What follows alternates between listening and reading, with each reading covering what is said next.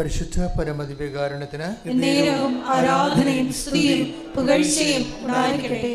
എൻ്റെ പ്രിയപ്പെട്ടവരെ, തിരുസഭയിലെ ആഗമന കാലം ആരംഭിക്കുകയാണ്. ക്രിസ്മസിനൊരുക്കമായി ചെറിയ നോൻപ് കാലം ആരംഭിക്കുകയാണ്. 25 നോൻപെന്ന് പറയും. അൾത്താരയിലെ തപസ്സിൻ്റെയും പ്രായശ്ചിത്തത്തിൻ്റെയും ഒക്കെ അടയാളമായ വയലറ്റ് കളറ് ഇന്നു മുതൽ ക്രിസ്മസ് വരെ ഉപയോഗിക്കുകയാണ് സഭ. നമ്മളെ തപസ്സിലേക്കും ആത്മീയ ഒരുക്കത്തിലേക്കും കാലത്തിൻ്റെ സൂചനയാണ്. പ്രത്യേക നിറഭേദങ്ങളിലൂടെ നമ്മളെ വെളിപ്പെടുത്തുന്നത്. ഇത് അനുഗ്രഹത്തിൻ്റെ ഒരു വസന്തകാലമാണ്. ഉടമ്പടി അതിൻ്റെ അനേകം പുതിയ പുതിയ ദൈവാനുഭവങ്ങളിലൂടെ മനുഷ്യർ ജനതയെ ആഘോഷിച്ച് മുന്നേറുന്ന ഒരു കാഴ്ചയാണ് അനുദിന സാക്ഷ്യങ്ങളിലൂടെ നമ്മൾ കണ്ടുകൊണ്ടിരിക്കുന്നത്. ഓരോ സാക്ഷ്യങ്ങൾ ഓരോ വ്യക്തിയുടെ കപ്പാസിറ്റി അനുസരിച്ചാണ് സാക്ഷ്യങ്ങളുടെ സാധ്യത വെളിവാകുന്നത്. ഇപ്പം ഞങ്ങളെ പോലെയുള്ള സ്പിരിച്വൽ മെക്കാനിസ്റ്റുകൾ എപ്പോഴും ചെയ്യണത് വ്യക്തിയുടെ കപ്പാസിറ്റി വർദ്ധിപ്പിക്കാനുള്ള ഫോർമുല, സുവിശേഷ സൂത്രവാക്യങ്ങൾ കണ്ടെത്തിക്കൊണ്ട് നിങ്ങൾക്ക് എല്ലാ ആഴ്ചകളിലും അതിൻ്റെ ടിപ്സ് പറഞ്ഞു തരും. കൂടുതൽ ബുദ്ധിയുള്ളവരും ആധ്യാത്മികമായ ചൈതന്യമുള്ളവർ അതെല്ലാം ആപ്ലിക്കേറ്റ് ചെയ്യും. അല്ലാത്തവർ അതിൻ്റെ ഓപ്പറേഷൻ ലെവൽ മാത്രമേ ശ്രദ്ധിക്കത്തുള്ളൂ. രണ്ട് തരത്തിലാണ് മനുഷ്യർ ആധ്യാത്മികതയെ കാണുന്നത്. ചിലർ ഓപ്പറേറ്റ്, ഇപ്പം ചില നമ്മൾ വീടുകളിലൊക്കെ നമ്മൾ നാട്ടിൻപുറങ്ങളിലൊക്കെ ഈ പൊടിമില്ലുകളൊക്കെ ഇല്ലേ, അല്ലെങ്കിൽ അറുക്ക മില്ലുകൾ, തടി അറുക്കുന്ന മില്ലുകൾ. അപ്പോൾ അതിൻ്റെ മെക്കാനിക്കൽ ആയുള്ള കാര്യങ്ങൾ ചിലപ്പോൾ അയാൾക്ക് അറിയത്തില്ലായിരിക്കും. അയാളെ സ്വിച്ച് ഓൺ ചെയ്യാൻ അറിയത്തുള്ളൂ. സ്വിച്ച് ഓൺ ചെയ്യുമ്പോൾ മോട്ടർ ഓൺ ചെയ്തിട്ട് ഗോതമ്പ് അരി ഇടുകയാണെങ്കിൽ അത് പൊടിച്ച് കിട്ടും. Simple mechanism. ചില ആൾക്കാർക്ക് അതിൻ്റെ മെഷീൻ മെക്കാനിസം അറിയാം. ഇങ്ങനെ മെഷീൻ നിന്ന് പോയാൽ അവരതിനെ അഴിച്ച് പണിയും. ഉടമ്പടിയിലും ഈ രണ്ട് തരം ആൾക്കാരുണ്ട്. ചിലരിങ്ങനെ ഓപ്പറേറ്റർമാർ മാത്രമേ ഉണ്ട്. അവരിവിടുന്ന് പോകുന്നു, നീലത്തിരി കത്തിക്കുന്നു, പച്ചത്തിരി കത്തിക്കുന്നു, പ്രത്യക്ഷങ്ങൾ പ്രാർത്ഥന ചെല്ലുന്നു, ഓപ്പറേറ്റ് ചെയ്യുക മാത്രം ചെയ്യും. പത്രം കൊടുക്കാൻ പറഞ്ഞ് കൊടുക്കുന്നു. അപ്പോൾ ഉടമ്പടിക്ക് എന്തെങ്കിലും ഒരു കൂടുതൽ ഫലം ഉണ്ടാക്കണമെന്നുണ്ടെങ്കിൽ അതെങ്ങനെ റീമോഡുലേറ്റ് ചെയ്യണമെന്നുള്ള മെക്കാനിസം അവർക്കറിയാൻ പറ്റത്തില്ല. അതുകൊണ്ട് തന്നെ പലപ്പോഴും വരുന്നൊരു വിഷയം, ഇത്തിരി ബോധമുള്ളവരായിരിക്കണം ഉടമ്പടി എടുക്കേണ്ടതെന്നുള്ളതാണ് ഇന്ന് വരെ എനിക്ക് കിട്ടിയിരിക്കുന്ന ഒരു അനുഭവജ്ഞാനം. ബോധമില്ലാത്തവർ ഉടമ്പടി എടുക്കുന്നത്. ബോധം എന്ന് പറഞ്ഞു കഴിഞ്ഞാൽ അറിയാമല്ലോ, ഒരു വിഷയം നമ്മൾ ആരുമായിട്ടാണ് ഉടമ്പടി ചെയ്യണത്, അതിനെക്കുറിച്ചൊരു ബോധം ഉണ്ടാകണം. നമ്മൾ ദൈവമായിട്ടാണ് ഉടമ്പടി ചെയ്യണത്, അല്ലേ? കൃപാസനത്തിൽ ഉടമ്പടി ചെയ്യണത് ആരുമായിട്ടാണ്? പരിശുദ്ധ അമ്മയുമായിട്ടല്ല നമ്മൾ ഉടമ്പടി ചെയ്യണത്. ആരുമായിട്ടാണ് ഉടമ്പടി ചെയ്യണത്? ഈശോയുമായിട്ടാണ് ഉടമ്പടി ചെയ്യണത്. പരിശുദ്ധ അമ്മ അതിൻ്റെ ഒരു സാക്ഷിയും മധ്യസ്ഥയുമാണ്. സാക്ഷിയുമാണ്, അതേസമയം തന്നെ മാധ്യസ്ഥയുമാണ്. സാക്ഷിയും മാധ്യസ്ഥയും മാത്രമല്ല, പിന്നെ ആരാണ്? പരിശുദ്ധ അമ്മ ഉടമ്പടിയുടെ ഒരു മാതൃകയുമാണ്. പക്ഷേ ഉടമ്പടിക്കാണ് പരിശുദ്ധ അമ്മ ഏറ്റവും ടോപ്പ് മോഡലും അതുപോലെ തന്നെ ഏറ്റവും വലിയ മാധ്യസ്ഥ്യമാകുന്നത്. ഉടമ്പടിയുടെ എല്ലാ മേഖലകളിലും നമ്മൾ മദറിനെയാണ് ഒരു മോഡലായിട്ട് അവലംബിക്കുന്നത്. പക്ഷെ മദറിനൊരു പ്രശ്നമുണ്ട്. നമ്മളും തമ്മിൽ ചെറിയൊരു പ്രോബ്ലമുണ്ട് മദറുമായിട്ട്. മദറിന് തെറ്റുകൾ സംഭവിക്കാത്ത കാരണം നമ്മളും മദറും തമ്മിലൊരു വ്യത്യാസം അതാണ്. മദറിന് ചില കാര്യങ്ങൾ, മദറിന് തെറ്റ് സംഭവിക്കാത്ത കാരണം തിരുത്തേണ്ടി വരുന്നില്ല. നമ്മൾക്ക് തെറ്റ് സംഭവിക്കുന്ന കാരണം തിരുത്തേണ്ടി വരുന്നു. ആ ഒരു വിഷയമുണ്ട്. എനിക്ക് ഇത്രയും നാളായിട്ട് മനസ്സിലായത് അതാണ്. മദറിനെ മോഡലാക്കുമ്പോൾ ഉണ്ടാകുന്ന ഒരു ആധ്യാത്മികമായ ഒരു ചെറിയ ശ്രദ്ധ വേണ്ടത്, മദറിന് തെറ്റ് സംഭവിക്കത്തില്ല. അതുകൊണ്ട് അവർക്ക് അമ്മയ്ക്ക് തിരുത്തേണ്ടി വരുന്നില്ല. നമ്മൾക്ക് തെറ്റ് സംഭവിക്കുന്നു, അതുകൊണ്ട് തന്നെ നമ്മൾ തിരുത്തേണ്ടി വരുന്നു. ഉടമ്പടി തിരുത്തേണ്ടി വരുന്ന ഒരു വിഷയം ഇന്നലെ മുതൽ തന്നെ പുതിയ സന്ദേശങ്ങൾ വരാൻ തുടങ്ങിയിട്ടുണ്ട്. കാര്യം ആഗമന കാലവുമായിട്ട് ബന്ധപ്പെട്ട് പുതിയ സന്ദേശങ്ങൾ വരാൻ തുടങ്ങി.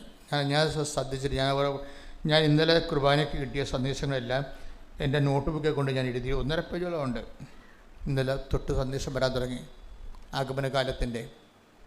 ഉടമ്പടിയിൽ എന്തെങ്കിലും ഇപ്പം മദറിനെ സംബന്ധിച്ചിടത്തോളം മദറിനെ ഒരു മോഡലാക്കുമ്പോൾ നമുക്ക് ചില കാര്യങ്ങൾക്ക് മാത്രം നമുക്ക് മോഡലാകാൻ പറ്റത്തില്ല. അതിന് കാരണം എന്താണ്? മദർ ഉടമ്പടിയിൽ ഒരിക്കലും തെറ്റ് ചെയ്യുന്നില്ല, തെറ്റ് വരത്തില്ല അവർക്ക് ജീവിതത്തിൽ. അതുകൊണ്ട് അവർക്ക് തിരുത്തേണ്ടി വരത്തില്ല. നമുക്കങ്ങനെയല്ല. നമുക്ക് ഉടമ്പടി ചിലപ്പോൾ തെറ്റ് വരും, ചിന്താക്കുഴപ്പമുണ്ടാവും. അതുകൊണ്ട് ചിലപ്പോൾ നമ്മൾ മുന്നോട്ടടിക്കുമോ, ശരിയാകുമോ ശരിയാകത്തില്ലയോ. ചില ആരും വിചാരിക്കും ഞാൻ ഉടമ്പടി ഉഴപ്പിപ്പോയില്ല, ഇനി ദൈവം എന്നെ അനുഗ്രഹിക്കുമോ. അപ്പോഴുള്ള അനുഗ്രഹത്തിലുള്ള കോൺഫിഡൻസ് ഉടമ്പടി ചിലർ ഉഴപ്പി കഴിയുമ്പോൾ പിന്നെ കുഴപ്പത്തിൽ നെഗറ്റീവ് അടിക്കും അവർ. എന്താ കാര്യം? ഉടമ്പടി അവർ ഉഴപ്പിയെന്ന് അവർക്ക് മനസ്സിലാക്കി കഴിഞ്ഞാൽ പിന്നെ അവർ എന്നാൽ ഇനിയിപ്പോൾ ഉഴപ്പിപ്പോയില്ല, ഇനിയിപ്പോൾ അനുഗ്രഹം കിട്ടത്തില്ലായിരിക്കും, അതുകൊണ്ട് പിന്നെ അവർ ഉഴപ്പും, പിന്നെ അവർ അലംഭാവം കാണിക്കും. ചിലരതിന് അവർക്ക് മുൻകാല അനുഭവങ്ങളുള്ള കാരണം അവർ കാര്യമില്ല, എൻ്റെ കർത്താവിനോട് ക്ഷമിക്കും, ഞാനിനി അത് ആവർത്തിക്കത്തില്ലെന്ന് പറഞ്ഞ് സെൽഫ് എടുക്കുക. അവർ തന്നെ എടുത്ത് റിപ്പയർ ചെയ്തിട്ട് അവർ മുന്നോട്ട് പോകാതെ. ചില ആൾക്കാർ അവിടെ കിടന്നിട്ട് തെറ്റ് സംഭവിച്ചാൽ അവിടെ തന്നെ കിടക്കും, പിന്നെയും തെറ്റ് സംഭവിക്കും, പിന്നെ ഉടമ്പടിയിൽ നിന്ന് കുറഞ്ഞ് വരും. പല മനുഷ്യരാണ്.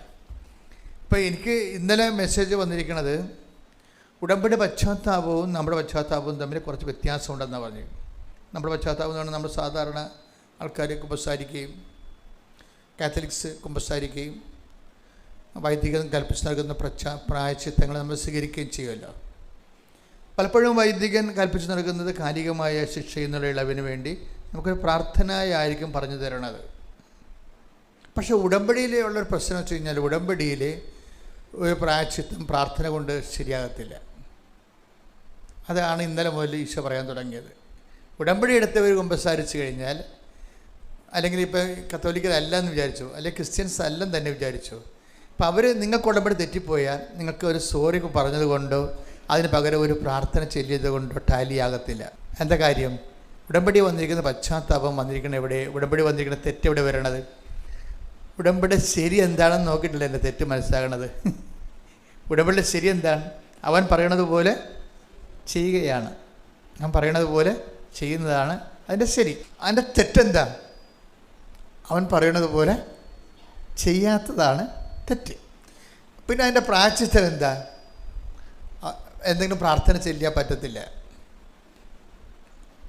അതുകൊണ്ട് നിങ്ങൾ കൃപാസനത്തിൽ കുമ്പസാരിച്ചു എന്ന് പറഞ്ഞാലും നാട്ടിൽ കുമ്പസാരിച്ചു എന്ന് പറഞ്ഞാലും എൻ്റെ മുഖത്ത് വലിയ തെളിച്ചമൊന്നും ഉണ്ടാകത്തില്ല. എന്താ കാര്യം? അത് ഉടമ്പടിയിൽ അവർക്ക് മിസ്റ്റേക്ക് സംഭവിച്ചിരിക്കുന്നത്. അപ്പോൾ ഇനി തിരുത്തേണ്ടത് എങ്ങനെയാണ്? ഉടമ്പടി ബേസിലാണ് തിരുത്തേണ്ടത്, അല്ലാതെ മൂന്ന് സ്വർഗസ്ഥനായ നിറഞ്ഞ എല്ലാം തിരുത്തേണ്ടത്. അവൻ പറയണ പോലെ ചെയ്യാത്തതല്ലേ നിങ്ങളുടെ തെറ്റ്? ചെയ്തോളാമെന്നല്ലേ നിങ്ങൾ മാതാവിൻ്റെ മധ്യസ്ഥത്തിൽ ഈശോനോട് പറഞ്ഞിരിക്കുന്നത് അല്ലേ? പിന്നെ ഇപ്പോൾ പ്രായശ്ചിത്തം എന്താ? ആ ചെയ്ത കാര്യങ്ങളെ, ചെയ്യാതിരുന്ന കാര്യങ്ങളെ 3 വട്ടം ചെയ്യണം. അതാണ് പ്രശ്നം. ഉടമ്പടിയുടെ വിഷയം അതാണ്. ചെയ്യാതിരുന്ന കാര്യങ്ങളെ 3 വട്ടം ചെയ്യേണ്ടി വരും. അല്ലാതെ അത് നിങ്ങൾ ചൊല്ലി പ്രായശ്ചിത്തം മേടിക്കാൻ പറ്റത്തില്ല. എന്താണ് ചെയ്യാതിരുന്നത്? ഇപ്പോൾ ആരെങ്കിലും ഉടമ്പടി വീണ് പോയിട്ടുണ്ടെങ്കിൽ, ഇപ്പോൾ നിങ്ങൾ അനാഥാലയത്തിൽ പോയില്ല, അപ്പോൾ ഇനി ഒരു രോഗിയെ കാണുന്നതിന് പകരം 3 രോഗിയെ കാണേണ്ടി വരും സൽപ്രവർത്തികളിൽ. അതുപോലെ തന്നെയാണ് നമ്മൾ മനുഷ്യന്മാർക്ക് നന്മ ചെയ്യുന്ന വിഷയങ്ങൾ ഓരോന്നെടുക്കുമ്പോൾ ചെയ്യാതിരുന്നതിന് ഇരട്ടി ചെയ്യേണ്ടി വരും. അപ്പോഴങ്ങനെ അവൻ പറയണത് പോലെ ചെയ്തു കൊള്ളാമെന്ന് പറയുന്നതിൻ്റെ അകത്ത് വരുന്ന പ്രായശ്ചിത്തങ്ങൾ ചെയ്ത് തന്നെ, അതിൻ്റെ 3 ഇരട്ടി ചെയ്തു തന്നെയാണ് അതിന് റെക്ടിഫിക്കേഷൻ സംഭവിക്കേണ്ടത്. പ്രാർത്ഥിക്കുക. കർത്താവ് ദൈവമേ, ഞങ്ങളുടെ ഉടമ്പടിയിൽ ഞങ്ങള് പ്രത്യേക സാഹചര്യത്താല് വീണ് പോയിട്ടുണ്ടെങ്കിൽ ആ വീണുപോയ പ്രവർത്തന മേഖലകളെ കുറിച്ച് പശ്ചാത്തപിച്ചുകൊണ്ട് 3 ഇരട്ടി ദൈവസ്നേഹത്തോടെ ആ പ്രവൃത്തികള് ഏറ്റെടുത്ത് ചെയ്തുകൊണ്ട് ഉടമ്പടിയില് ഞങ്ങൾ ഞങ്ങൾ നിരപ്പായി കൊള്ളാമെന്ന് ഈശോയുടെ തിരുസന്നിധിയിൽ പ്രതിജ്ഞ ചെയ്യുന്നു. ശ്രദ്ധിക്കട്ടെ. ഹല്ലേലൂയ.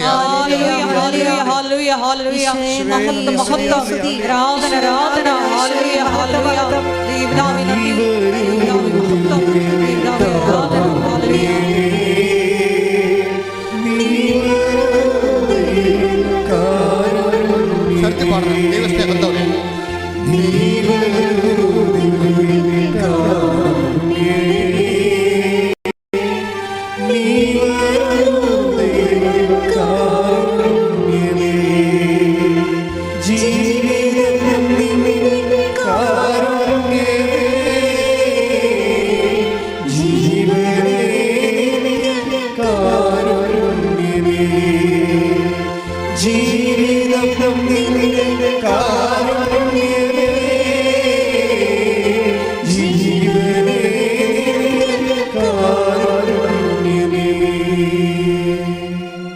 നല്ല ദൈവസ്നേഹമുള്ളവർക്കാണെങ്കിൽ ഈ ഒരു പാട്ട് കേട്ട് നാലുപേര് പാടുമ്പോൾ തന്നെ നിങ്ങൾ ഹീലാവും.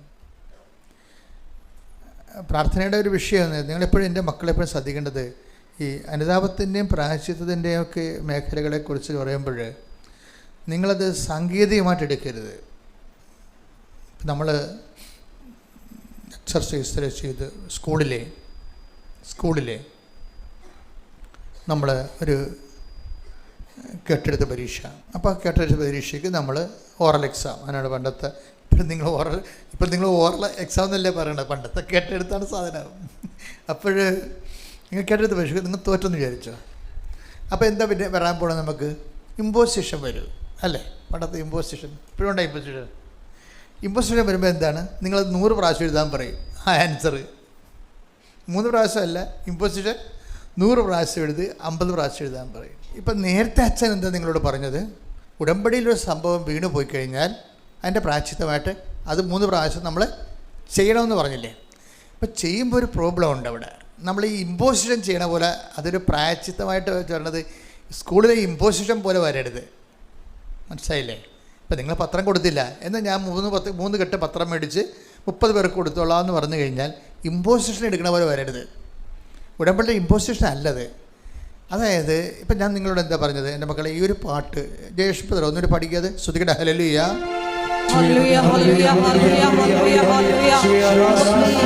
ദൈവസ്നേഹത്തോടെ പാടാം.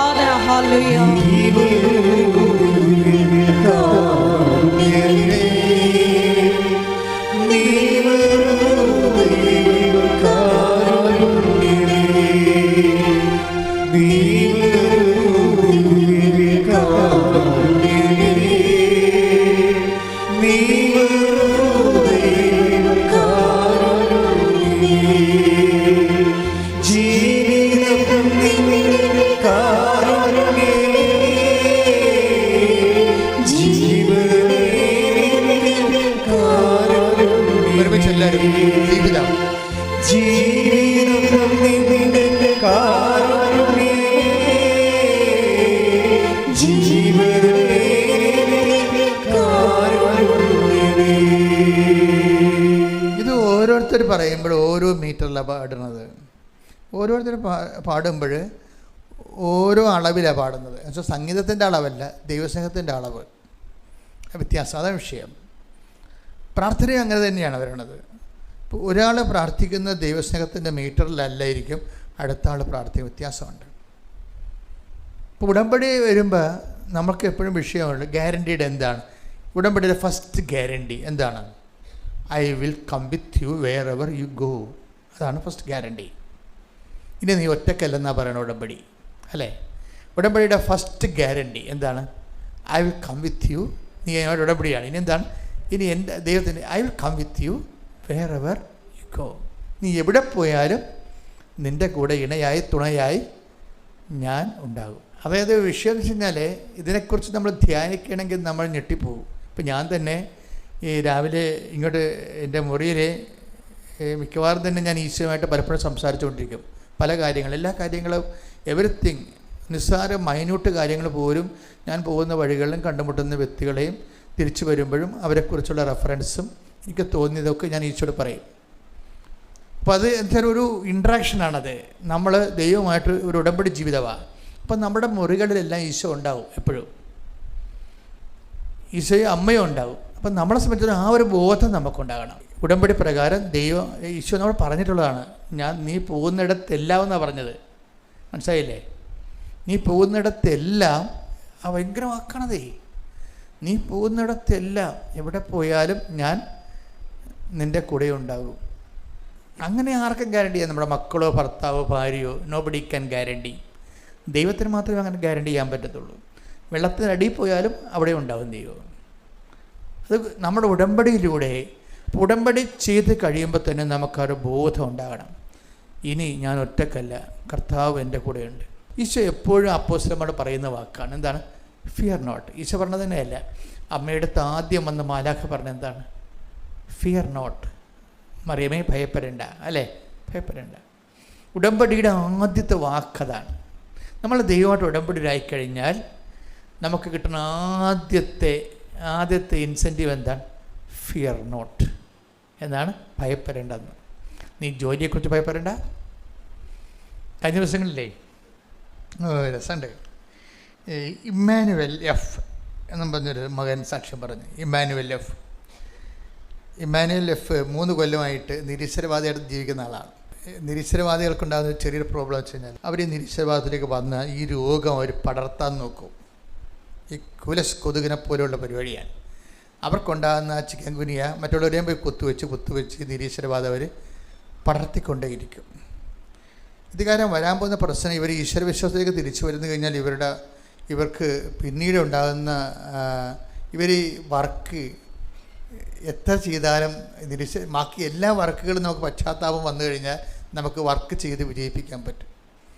ഈ നിരീശ്വരവാദികൾ ഏതെങ്കിലും പൂർവികരുടെ ദൈവാനുഗ്രഹമോ അമ്മയുടെ അപ്പനമ്മമാരുടെ പ്രാർത്ഥന കൊണ്ട് അവർ പിന്തിരിഞ്ഞ് വന്ന് സത്യം മനസ്സിലാക്കി കഴിഞ്ഞാൽ, സത്യം മനസ്സിലാക്കിയത് കൊണ്ട് മാത്രം ആയില്ല, ഇതിനുള്ള പ്രശ്നം എപ്പോഴും ഇതിൻ്റെ പ്രായശ്ചിത്തം ചെയ്തുകൊണ്ടിരിക്കണം. റെക്ടിഫൈ ചെയ്യണമെങ്കിൽ ബൈബിളിൻ്റെ ഏറ്റവും പ്രധാനപ്പെട്ട സംഭവമാണ് പ്രായശ്ചിത്തം. നമ്മൾ തെറ്റ് ചെയ്താൽ സോറി പറഞ്ഞ ഈ സംഭവം സോറി പറയാം നമുക്ക്. അതുകൊണ്ട് ഇപ്പോൾ ഒരു കറണ്ടിൻ്റെ കമ്പി പൊട്ടിപ്പോയി, അത് നമുക്ക് കെട്ടിവെക്കാം. പക്ഷെ കറണ്ട് പാസ് ചെയ്യണത് വേറെ വിഷയമാണ്. കെട്ടിയത് കൊണ്ട് കറണ്ട് പാസ് ചെയ്യേണ്ട കാര്യമില്ല. കറണ്ട് പാസ് ചെയ്യണമെങ്കിൽ ചാർജ് ചെയ്യണം. പറഞ്ഞ് മനസ്സിലാകുന്നുണ്ടോ? ഇപ്പോൾ ഒരു കറണ്ട് കമ്പി പൊട്ടിപ്പോയാൽ സ്വഭാവം ലൈൻമാന് വന്നത് കെട്ടിവെക്കാം. കെട്ടിവെച്ചത് കൊണ്ട് കറണ്ട് പാസ് ചെയ്യണം നിർബന്ധമില്ല. കറണ്ട് പാസ് ചെയ്യണമെന്നുണ്ടെങ്കിൽ ചാർജ് ചെയ്യണം. ഇതുപോലുള്ള പ്രശ്നമാണ് ഈ പശ്ചാത്താപം. ഇപ്പോൾ ദൈവത്തോട് നമുക്ക് സോറി പറയാം. സോറി പറഞ്ഞാൽ പൊട്ടിപ്പോയ കമ്പി കെട്ടിവെച്ചതുപോലെ ഉള്ളൂ. ചാർജ് ചെയ്യണമെന്നുണ്ടെങ്കിൽ ദൈവത്തിലെ പരിശുദ്ധാത്മാവ് പിന്നെ പ്രവർത്തിക്കണ്ടേ? അതിനെന്ത് ചെയ്യണം? ആ പശ്ചാത്താപം നമ്മൾ പ്രവർത്തി കാണിക്കേണ്ടി വരും. അത് അപ്പം നിങ്ങൾ ഈ പശ്ചാത്താപത്തിൻ്റെ പ്രോബ്ലം, ഇപ്പം മനുഷ്യന്മാർ തമ്മിലുള്ള എല്ലാ വിഷയങ്ങൾക്കും സോറി കേട്ട എൻ്റെ അപ്പുറത്തൊരവസ്ഥയിൽ കള്ളുകുടിയന്മാർ വന്ന് നമ്മളെ തന്തയ്ക്ക് വിളിച്ചിട്ട് പിറ്റേ ദിവസം ഞാൻ പള്ളിയിലൊക്കെ ഇരിക്കുമ്പോൾ എന്തെല്ലാം അവർ സന്ധ്യയ്ക്ക് വന്ന് തെറിയൊക്കെ വിളിക്കും. ആ തന്തക്കും തള്ളക്കും ഒക്കെ വിളിച്ചിട്ട് പോകും. അപ്പോൾ ഞാൻ ചിരിച്ചോണ്ട് അവിടെ ഇരിക്കുള്ളൂ, പ്രശ്നമൊന്നുമില്ല. കാര്യം ഇതൊക്കെ നമുക്ക് പ്രതിഷ്ഠയല്ല നമ്മൾ ചില ഇടവകയിലൊക്കെ വരണത്. നന്മയുള്ള ഒത്തിരി വിശുദ്ധന്മാരായ മനുഷ്യരുണ്ടാകും, ഇത് കുറേ ആൾക്കാരും ഉണ്ടാകും. അവരൊക്കെ വേണം, അത് വ്യത്യാസമാണ് അവരൊക്കെ. പക്ഷെ ഒരു പ്രോബ്ലം വെച്ച് കഴിഞ്ഞാൽ അവർ നാളെ ബോധം അവരെ കള്ളിറങ്ങുമ്പോൾ അവരൊന്ന് സോറി പറയും. പക്ഷെ സോറി പറഞ്ഞാൽ നമുക്ക് മനുഷ്യന്മാർക്ക് തമ്മിൽ പ്രശ്നമില്ല, പക്ഷെ ദൈവത്തിന് സോറി കൊണ്ട് പറ്റത്തില്ല. സോറി പറഞ്ഞാൽ പറയും ആ പൊട്ടിയ കമ്പി കെട്ടിവെച്ചെന്ന് പറയും. ചാർജ് ചെയ്യണമെങ്കിൽ എന്ത് ചെയ്യണം? പരിശുദ്ധാത്മാവ് കയറിപ്പോണ്ട് അതിൽ ചാർജ് ചെയ്യുമെന്ന് പറയണത്.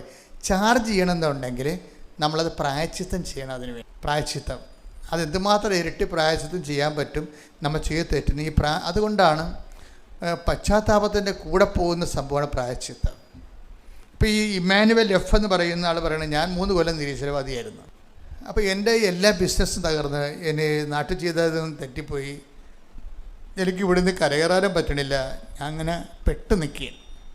ഞാൻ പെട്ടുപോയപ്പോൾ അമ്മ എന്നെ പറഞ്ഞ്, എടാ മോനെ നീ പോയി കൃപാസനത്തിൽ പോകും.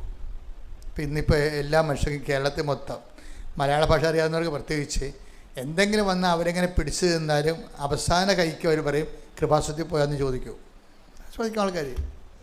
കാരണം ഞാൻ ദിവസം കാണുന്ന ആൾക്കാരെന്ന് പറയുന്നത് ഒരിക്കലും ദൈവമായിട്ട് അടുക്കാത്ത ആൾക്കാരെയാണ് പലപ്പോഴും ഞാൻ കാണുന്നത്. അപ്പോൾ അവർ അങ്ങനെ വരത്തില്ല. പിന്നെ അവർ വന്നെങ്കിൽ ഇവിടെ വന്ന് ദൈവം അവരെ കൊണ്ടുവന്നതാണ്.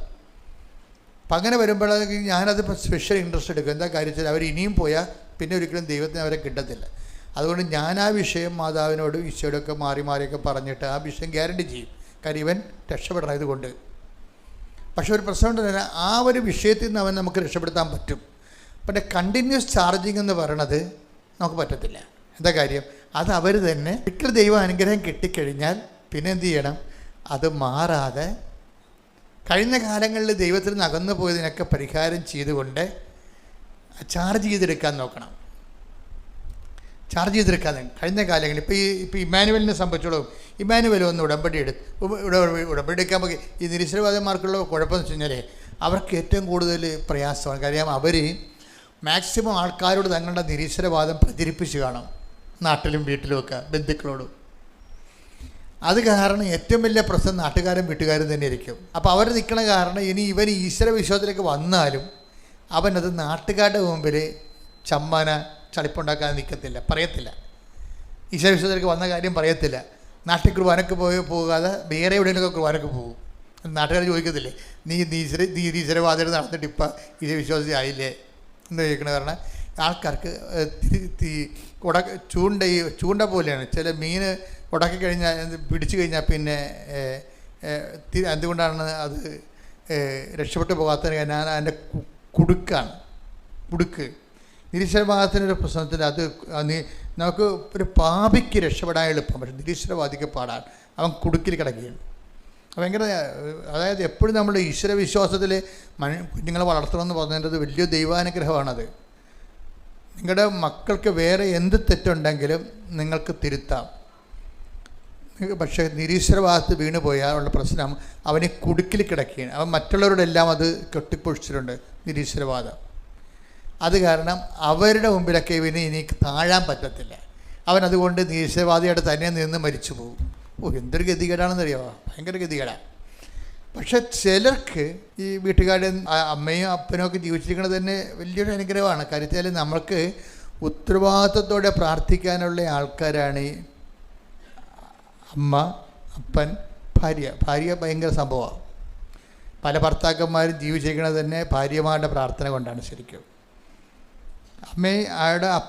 അമ്മയുടെ ഭാര്യയും വേണ്ട ചില സമയത്ത് ഒരേ പങ്കാളിത്തമാണ് ഈ ഒരാളെ വീണുപോയി രക്ഷപ്പെടുത്താനുള്ളത്.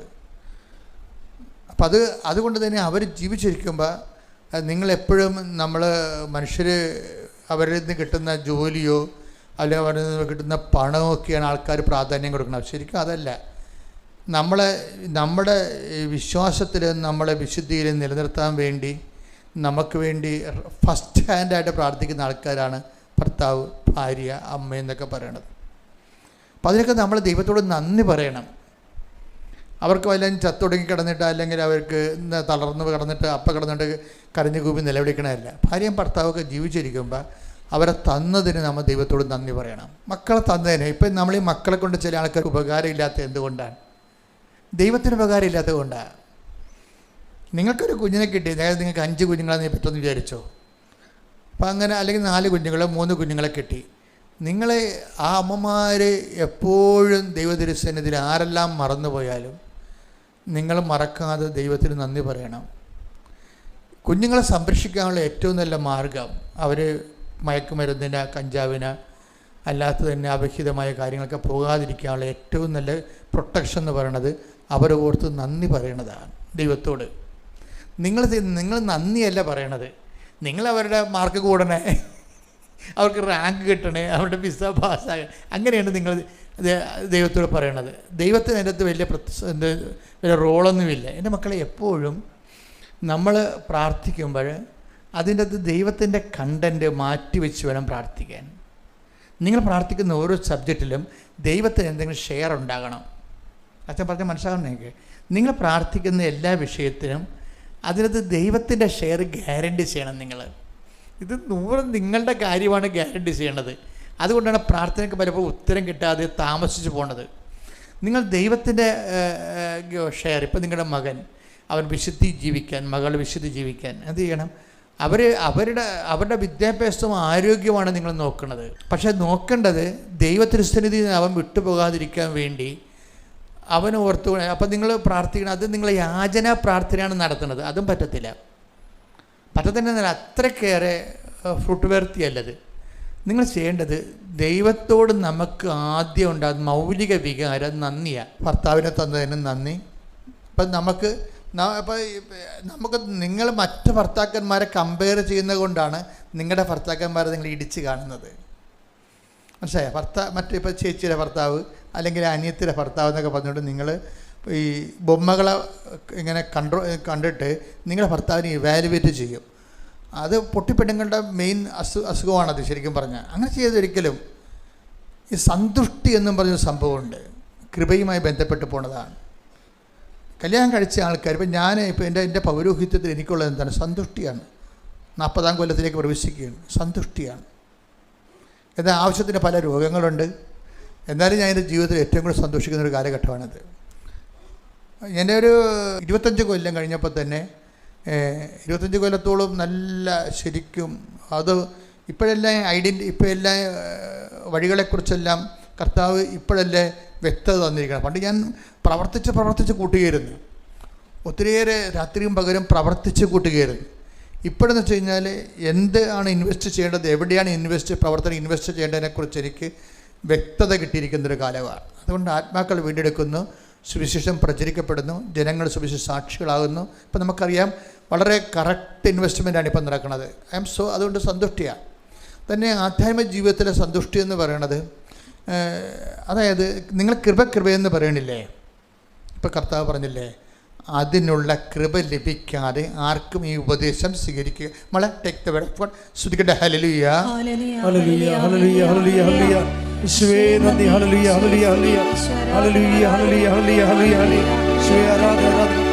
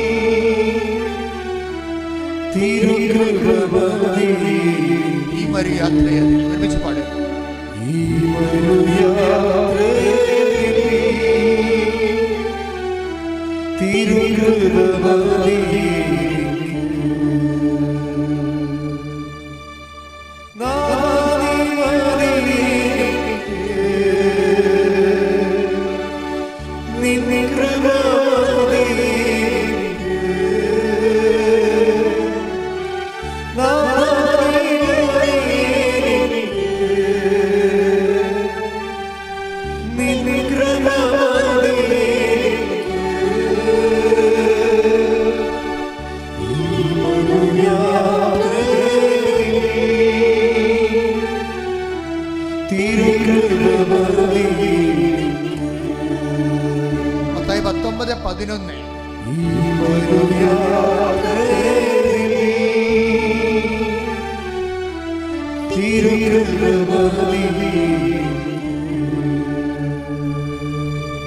മത്തായി 19:11. അവൻ പറഞ്ഞു കൃപ ലഭിച്ചവരല്ലാതെ മറ്റാരും ഈ ഉപദേശം ഗ്രഹിക്കുന്നില്ല. പല കാര്യങ്ങളും ഗ്രഹിക്കാൻ നമുക്ക് ചിലത് ബൈബിളിൽ ഒരു മുമ്പോട്ട് പോകുമ്പോഴാണ് പ്രശ്നം. ജീവിതത്തിൽ ചില കാര്യങ്ങൾ പ്രശ്നങ്ങളായി വരുന്നത് അത് ഗ്രഹിക്കാൻ നമുക്ക് പറ്റാത്തത് കൊണ്ടാണ്. മനസ്സിലായില്ലേ? ചില കാര്യങ്ങൾ ചില പ്രശ്നങ്ങളായി വരണത് അതിൻ്റെ അകത്തുള്ള ദൈവഹിതം ഗ്രഹിക്കാൻ നമുക്ക് അഭിഷേകമില്ലാത്തത് കൊണ്ടാണ്. അപ്പോൾ പ്രശ്നം എന്താ? പ്രശ്നം അഭിഷേകം ഇല്ലാത്തതാണ്. ഗോഡ് മീ, മനസ്സിലായില്ലേ? ചില കാര്യങ്ങൾ നമുക്ക് ഗ്രഹിക്കാൻ പറ്റാതെ വരണത്. അപ്പോൾ ഇത് പറയാൻ കാര്യം എന്നറിയാമോ? മത്തായി 19:10 കണ്ടില്ലേ? എന്താ പറയണത്? ശിഷ്യന്മാർ അവനോട് പറഞ്ഞേ ശിഷ്യന്മാർ അവനോട് പറഞ്ഞു, ഭാര്യ ഭർത്തൃബന്ധം ഇത്തരത്തിലുള്ളതാണെങ്കിൽ വിവാഹം കഴിക്കാതിരിക്കുന്നതല്ലേ നല്ലത്. അപ്പൊ ഇവരെന്ത് വിചാരിച്ചു, ഒരു കാര്യം പ്രശ്നമാണെങ്കിലേ അത് ചെയ്യാതിരിക്കണതല്ലേ നല്ലതെന്നുള്ളതാണ് അപ്പോസ്തലന്മാരുടെ ഒരു സമീപനം. അത് ഹെൽത്തി ആയിട്ടുള്ളൊരു സമീപനമല്ല. ഒരു കാര്യം നമുക്ക് ബുദ്ധിമുട്ടാണെങ്കിലേ അത് ചെയ്യാതിരിക്കണതല്ലേ നല്ലതെന്നുള്ളതാണ് അപ്പോസ്തലന്മാരുടെ നടപടി. അപ്പോൾ ഈശോ പറഞ്ഞു അങ്ങനെ ചെയ്യാതിരിക്കണമല്ല, ചെയ്യുന്നത് തന്നെയാണ് നല്ലത്. പക്ഷെ എന്ത് ചെയ്യണം, അതിനുള്ള അഡീഷണൽ ഗ്രേസ് വാങ്ങിച്ചാൽ മതിയെന്നാണ്. അതാണ് ഈശോ 19:11 പറയുന്നത്. ഈശോ പറഞ്ഞു, കൃപ ലഭിച്ചവരല്ലാതെ മറ്റാരും ഈ ഉപദേശം ഗ്രഹിക്കുന്നില്ല. Praise the Lord. അപ്പോൾ ഈ വിഷയം എന്താണ്? അപ്പോൾ പ്രശ്നമല്ല പ്രശ്നം, കൃപയാണ് പ്രശ്നം. ഇപ്പം നമ്മൾ ഉടമ്പടി ചെയ്തിരിക്കുന്നത് എന്തിനാണെന്ന് നിങ്ങൾ ചോദിച്ചാൽ നിങ്ങൾ പറയും ജോലി ലഭിക്കാനാണ്, വീട് കിട്ടാനാണ് എന്നൊക്കെ പറയും. ഇതൊക്കെ പറഞ്ഞോ. അതിന് ദൈവം ഒരു സമയം ഫിക്സ് ചെയ്തിട്ടുണ്ടെങ്കിൽ അതുവരെയുള്ള സമയം നിങ്ങൾക്ക് ജീവിക്കണ്ടേ, അല്ലേ? അപ്പോൾ എൻ്റെ മക്കൾ എന്ത് ചെയ്യണം? ഇപ്പോൾ വിസ പ്രോസസ്സിങ്, ഓക്കെ, നിങ്ങൾക്ക് പറ്റുന്നൊരു സമയത്തെക്കുറിച്ച് ദൈവത്തിനൊരു കാഴ്ചപ്പാടുണ്ട്. നിങ്ങൾക്ക് അവിടുത്തെ രാജ്യത്തിൽ വരാൻ പോണ നിയമത്തെക്കുറിച്ച് നിങ്ങൾക്കൊന്നും അറിയത്തില്ലല്ലോ. നിങ്ങൾ വിസയും പ്രോസസ്സ് ചെയ്ത് അവിടെ ചെല്ലുമ്പോൾ പുതിയൊരു നിയമം വന്നെങ്കിൽ കൊടുത്ത കാശും പോവും, എല്ലാം പോവും, തിരിച്ചു പോരേണ്ടി വരും. അപ്പോൾ അതുകൊണ്ട് കർത്താവിന് ഭൂതവും ഭാവിയും എല്ലാം അറിയാവുന്ന കാരണം നിങ്ങളുടെ ഒരു നന്മയുടെ ഒരു കാലഘട്ടം കർത്താവിന് അറിയാം. പക്ഷെ നിങ്ങൾക്ക് ആ കാലം അറിയാത്തത് കൊണ്ട് നിങ്ങൾ എന്ത് ചെയ്യും? അയ്യോ, ഞാൻ ഉടമ്പടി എടുത്തല്ലോ, എന്നിട്ട് നടന്നില്ലോ, താമസിച്ചല്ലോ, ഞാൻ എന്ത് ചെയ്യും എന്ന് പറഞ്ഞുകൊണ്ട് അങ്കലാപ്പ് കൊള്ളും. ഈ അങ്കലാപ്പിൻ്റെ പാക്കേജാണ് കൃപയിൽ വരണത്. കർത്താവിൻ്റെ കാലത്തോളം മനസ്സമാധാനത്തോടെയും സന്തുഷ്ടിയോടെ ജീവിക്കാൻ വേണ്ടി ആണ് കൃപ നമുക്ക് തരണത്. അല്ലാതെ അത് കിട്ടാൻ വേണ്ടി മാത്രമല്ല. ഇപ്പം മക്കളുടെ കാര്യം തന്നെ എടുത്തോ, കല്യാണത്തിൻ്റെ കാര്യം തന്നെ എടുത്തോ. അപ്പോൾ കല്യാണത്തിൻ്റെ കാര്യം നിങ്ങൾക്ക് മക്കൾ കിട്ടണമെങ്കിൽ ഇപ്പോൾ ചിലർക്ക്, ഇപ്പോൾ കഴിഞ്ഞ ദിവസം ഒരു സാക്ഷി ഞാൻ കണ്ടത്, എനിക്ക് ഞെട്ടിപ്പോയി. അവർക്ക് 7 കൊല്ലം മക്കളില്ല. 7 കൊല്ലം മക്കളില്ല. അവർ മരുന്ന് നിർത്തി. കാര്യം മരുന്ന് കഴിച്ചിട്ട് കാര്യമില്ലെന്ന് ഡോക്ടർമാർ തന്നെ പറഞ്ഞു. ഇപ്പോൾ ജനറ്റിക്കൽ ട്രബിളാണ്. പക്ഷേ ജനറ്റിക്കൽ ട്രബിൾ എന്ന് പറഞ്ഞാൽ ഉടമ്പടിയിലാണെന്നും പറഞ്ഞിട്ട് കാര്യമൊന്നുമില്ല. ഉടമ്പടി നമ്മുടെ മെറിറ്റിലല്ല വർക്ക് ചെയ്യണത്, ബട്ട് ബൈ ഗ്രേസിലാണ് വർക്ക് ചെയ്യണത്. അപ്പോൾ ഉടമ്പടി എടുത്തു കഴിഞ്ഞപ്പോൾ എന്ത് പറ്റി? ആ ആഴ്ചത്തെ നമ്മൾ പ്രഗ്നൻ്റ് ആകുകയും ജനിച്ചപ്പോൾ 3 കുഞ്ഞുങ്ങളാണ് ജനിച്ചിരിക്കുന്നത്. 7 കൊല്ലത്തെ മുഴുവനും തന്നിരിക്കുകയാണ്. 7 കൊല്ലം കൊണ്ട് 3 കുഞ്ഞുങ്ങൾ ജനിക്കാവുന്നതാണ് സാധ്യത, അല്ലേ? ഒരു 3 കുഞ്ഞുങ്ങൾ ജനിപ്പിക്കണമെങ്കിൽ 7 കൊല്ലം വേണ്ടേ? അപ്പോൾ ആ 7 കൊല്ലം കൂടി കർത്താവ് ഒറ്റത്തവണ തീർപ്പാക്കിയിരിക്കുകയാണ്. ആ പാർട്ടിക്കാരന് ആ ബോധമൊന്നും ഇല്ലാതെ സാക്ഷ്യം പറയണത്. ദൈവം എന്ന് വെച്ച് കഴിഞ്ഞാൽ ആ 3 ആശുപത്രി കഷ്ടപ്പാട് 3 കൊല്ലം ചുവന്നുകൊണ്ട് നടക്കുന്നത്, 3 പ്രാവശ്യമായിട്ട് ചുവന്നുകൊണ്ട് നടക്കുന്നത് കർത്താവ് കുറച്ച് ഷോർട്ട് ചെയ്ത്, ടൈം മാത്രമല്ല ഷോർട്ട് ചെയ്തിരിക്കണത്, കഷ്ടപ്പാടിന് ഷോർട്ട് ചെയ്തിരിക്കുകയാണ് അവിടെ. ടൈം മാത്രമല്ല ഷോർട്ട് ചെയ്തിരിക്കണത്. കാര്യം ഇത് ഈ 10 മാസം ചുവന്നുകൊണ്ട് നടക്കണ്ടേ. അങ്ങനെ 3 തവണ ചുവന്നുകൊണ്ട് നടന്നല്ലേ 3 കുഞ്ഞുങ്ങളെ പ്രസവിക്കാൻ പറ്റത്തുള്ളൂ. അതിൻ്റെ എല്ലാം കൂടി ഒറ്റത്തവണ തീർപ്പാക്കി. അപ്പോൾ ദൈവത്തിന് വേണമെങ്കിൽ എന്തും ചെയ്യാൻ പറ്റും. നമ്മുടെ മുമ്പിലെ കാണിക്കുന്ന സാക്ഷ്യമാണത്. വെച്ചാൽ ആ സാക്ഷ്യം അവർക്ക് മാത്രമുള്ളതല്ല, നമുക്കെല്ലാം ഉള്ള സാക്ഷ്യമാണ്. അപ്പോൾ ഇത്രയും നാൾ ജോലി കിട്ടാതിരുന്നതിന് ശേഷം നിനക്ക് കർത്താവ് ഒരു ജോലി തരുമ്പോൾ ആ കഴിഞ്ഞ കാലത്തുള്ള അരിയറെല്ലാം കവർ ചെയ്തായിരിക്കും ചിലപ്പോൾ തരണത്. കഴിഞ്ഞ കാലത്തെ അരിയറെല്ലാം കവർ ചെയ്തായിരിക്കും തരണത്. പക്ഷേ ഇനിയിപ്പോൾ നീ ഉടമ്പടി എടുത്തതിന് ശേഷം ജോലി കിട്ടാൻ വേണ്ടി കുറച്ച് കാലം കൂടി കാത്ത്, കല്യാണം കഴിക്കാൻ വേണ്ടി കുറച്ച് കാലം കൂടി കാത്ത്, കുഞ്ഞുങ്ങളുണ്ടാകാൻ വേണ്ടി കുറച്ച് കാലം കൂടി കാത്തെന്ന് വിചാരിച്ചോ. അല്ലെങ്കിൽ വസ്തുവിന് വഴിയില്ല, അതിനുവേണ്ടി കുറച്ച് കാലം കൂടി കാത്ത്. ഒരു പ്രശ്നം വരാൻ പോണെന്ന് വെച്ച് കഴിഞ്ഞാൽ നീ ഉടമ്പടി എടുക്കണ മുമ്പ് നിനക്ക് ഈ കാലതാമസം കാരണം കല്യാണം വെക്കണില്ലല്ലോ, വസ്തു വിൽക്കാൻ പറ്റണില്ലല്ലോ, വീട് വെക്കാൻ പറ്റണില്ലല്ലോ, കുഞ്ഞുങ്ങൾ ഉണ്ടാകണില്ലല്ലോ എന്ന് വിചാരിച്ചാൽ നിങ്ങൾക്ക് ഉണ്ടാകുന്ന ഒരു സങ്കടവും ഒരു ഉത്കണ്ഠയും ഒരു നിരാശയും ഒരു വിഷമവും ഒക്കെ ഉടമ്പടി എടുക്കുമ്പോൾ ശരിക്കും പറഞ്ഞാൽ അതിൻ്റെ കൂടി കവർ ചെയ്യണം. ഇതിൻ്റെ അകത്ത് എന്താ കാര്യം വെച്ച് കഴിഞ്ഞാൽ ഉടമ്പടി എടുത്തു കഴിയുമ്പോൾ ഇനി കർത്താവ് ഏതെങ്കിലും ഒരു ടൈമിൽ നിനക്ക് ടൈം ഫിക്സ് ചെയ്തിട്ടുണ്ട്. ആ ടൈമിൽ കർത്താവ് സംഭവം ചെയ്യും. നിന്റെ വിസ പ്രോസസ് ചെയ്യുകയോ കല്യാണം ഫിക്സ് ചെയ്യുകയോ അതുപോലെ തന്നെ ഇത് ജോലി ഫിക്സ് ചെയ്യുകയോ ചെയ്യും. പക്ഷേ എന്താ പ്രശ്നം വെച്ചാൽ നിൻ്റെ വൈകാരിക ലെവല് ഒരു അവിശ്വാസിയുടെ ലെവലാണ്. പറഞ്ഞു മനസ്സിലായി. ഇപ്പം ഞാൻ കല്യാണം ഒത്തുവരാത്ത ആൾക്കാരിവിടെ വരത്തില്ലേ? അപ്പോൾ അവരോടമ്പടി ഞാൻ ഉടമ്പടി 3 പുതുക്കി വെച്ചാൽ കല്യാണം ഒത്തുവരാമെന്ന് പറയുമ്പോൾ അവരുടെ മുഖത്ത് നോക്കി കഴിഞ്ഞാൽ അളിഞ്ഞ മോന്തയായിട്ടാണ് എന്നോട് പറയണതേ. She is not anointed. സന്തുഷ്ടിയില്ല അവർക്ക്. ഉടമ്പടി എന്ന് പറയണത് ആ മെറ്റീരിയൽ ബെനിഫിറ്റ്സിനെ മാത്രമല്ല ഉദ്ദേശിക്കുന്നത്. അത് ഫിസിക്കലായിട്ടുള്ള ഒരു മെറ്റീരിയലായിട്ടുള്ള ഒരു ബെനഫിറ്റ്സ്, അതിൻ്റെ ഒരു ആനുകൂല്യമാണ്. പക്ഷേ നീ ആ മെറ്റീരിയൽ ബെനഫിറ്റ്സിലേക്ക് എത്തിച്ചേരുന്ന വരെയുള്ള കാലത്ത് നിൻ്റെ മാനസിക നിലവാരവും വൈകാരിക ചുറ്റുപാടുകൾക്കും what you need it, that is സന്തുഷ്ടി എന്ന് പറയും. സന്തുഷ്ടി അത് കൃപയുടെ ഇഫക്ട്സാണ്. പഴയ ബൈബിളിൽ അവർ കൃപയെന്ന് എഴുതിയിരിക്കുന്ന സ്ഥലത്ത് പുതിയ ബൈബിളിൽ കൃപയ്ക്ക് പകരം കൃപയുടെ ഇഫക്ട്സിനെ കുറിച്ച് എഴുതിയിരിക്കുന്നത് സന്തുഷ്ടി എന്നാണ് പറയണത്. ഇപ്പോൾ ഉടമ്പടി എടുക്കണത് എന്തിനാണ്? നമ്മൾ സന്തുഷ്ടിക്ക് വേണ്ടിയാണ്. കിട്ടാതിരിക്കുന്ന കാലത്തും കിട്ടിയതുപോലുള്ള സംതൃപ്തി, അതാണ് കൃപയുടെ ഇഫക്റ്റ് എന്ന് പറയണത്. അനുഗ്രഹം എന്ന് പറഞ്ഞാൽ കിട്ടിയാൽ മാത്രമേ നമുക്ക് അതിൻ്റെ അനുഗ്രഹ അനുഭവം കിട്ടത്തുള്ളൂ. ഉടമ്പടി എന്ന് പറയുമ്പോൾ കിട്ടാത്ത കാലം, കിട്ടാതിരിക്കുന്ന കാലത്ത് നമ്മൾ അനുഭവിക്കുന്ന മേഖലകളിലെല്ലാം സന്തുഷ്ടി. നിങ്ങൾ സിസ്റ്ററെ ഇത് വായിച്ചേ, 11:10 വായിച്ചേ. സ്തുതിക്കട്ടെ. ഹല്ലേലൂയ, ഹല്ലേലൂയ, ഹല്ലേലൂയ, ഹല്ലേലൂയ. യേശുവേ നന്ദി. ഹല്ലേലൂയ. സക്കറിയ 11:10. സക്കറിയ 11:10. ഞാൻ കൃപ എന്ന വടി എടുത്തൊടിച്ചു. പുതിയ ബൈബിള് അല്ലെ, ഇപ്പോൾ പുതിയ തർജ്ജിമ വന്നിട്ടുണ്ട്. എന്ന് വെച്ച് കഴിഞ്ഞാൽ തർജ്ജിമ എന്ന് പറഞ്ഞാൽ പഴയ തെറ്റാണെന്നല്ല എൻ്റെ അടുത്താണ്. അതായത് ഇപ്പോൾ വന്നിരിക്കുന്ന തർജ്ജിമ തനി ഗ്രീക്കിൽ നിന്ന് ഡയറക്റ്റ് ട്രാൻസ്ലേഷനാണ്. പഴയത് ഹീബ്രു എന്നാണ് എടുത്തിരിക്കുന്നത്.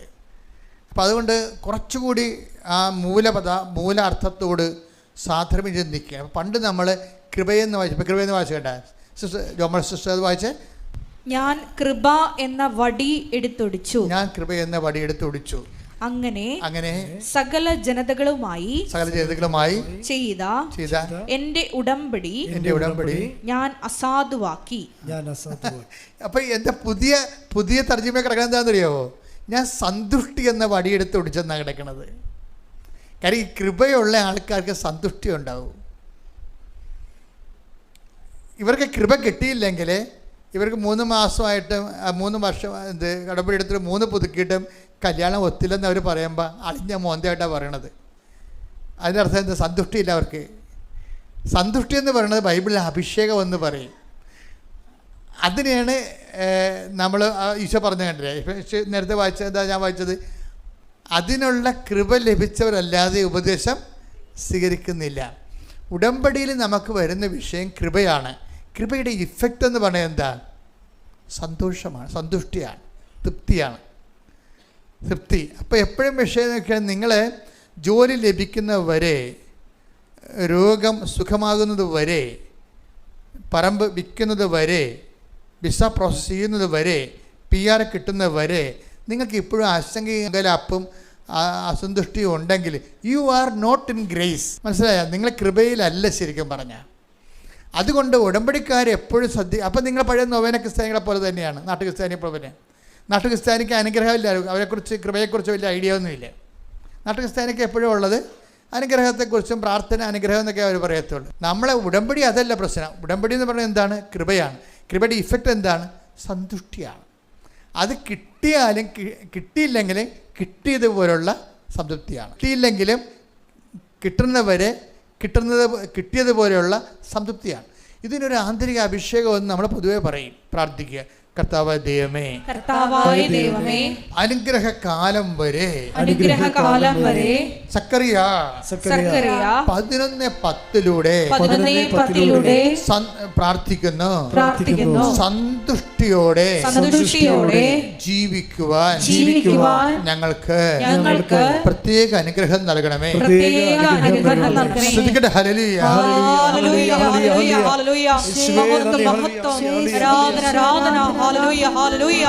ഈശോയെ ആരാധന. ഹല്ലേലൂയ, ഹല്ലേലൂയ.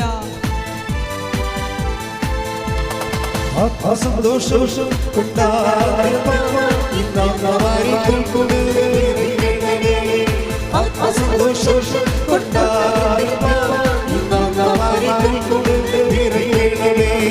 ദൈവത്തിന്റെ തേജസ്സിനിവിടെ പ്രകാശമേ വെളിച്ചമായി. ദൈവത്തിന്റെ തേജസ്സിനിവിടെ പ്രകാശമേ വെളിച്ചമായി. സന്തോഷം കൊണ്ടാടുന്നു സന്തോഷം കൊണ്ടാടുന്നു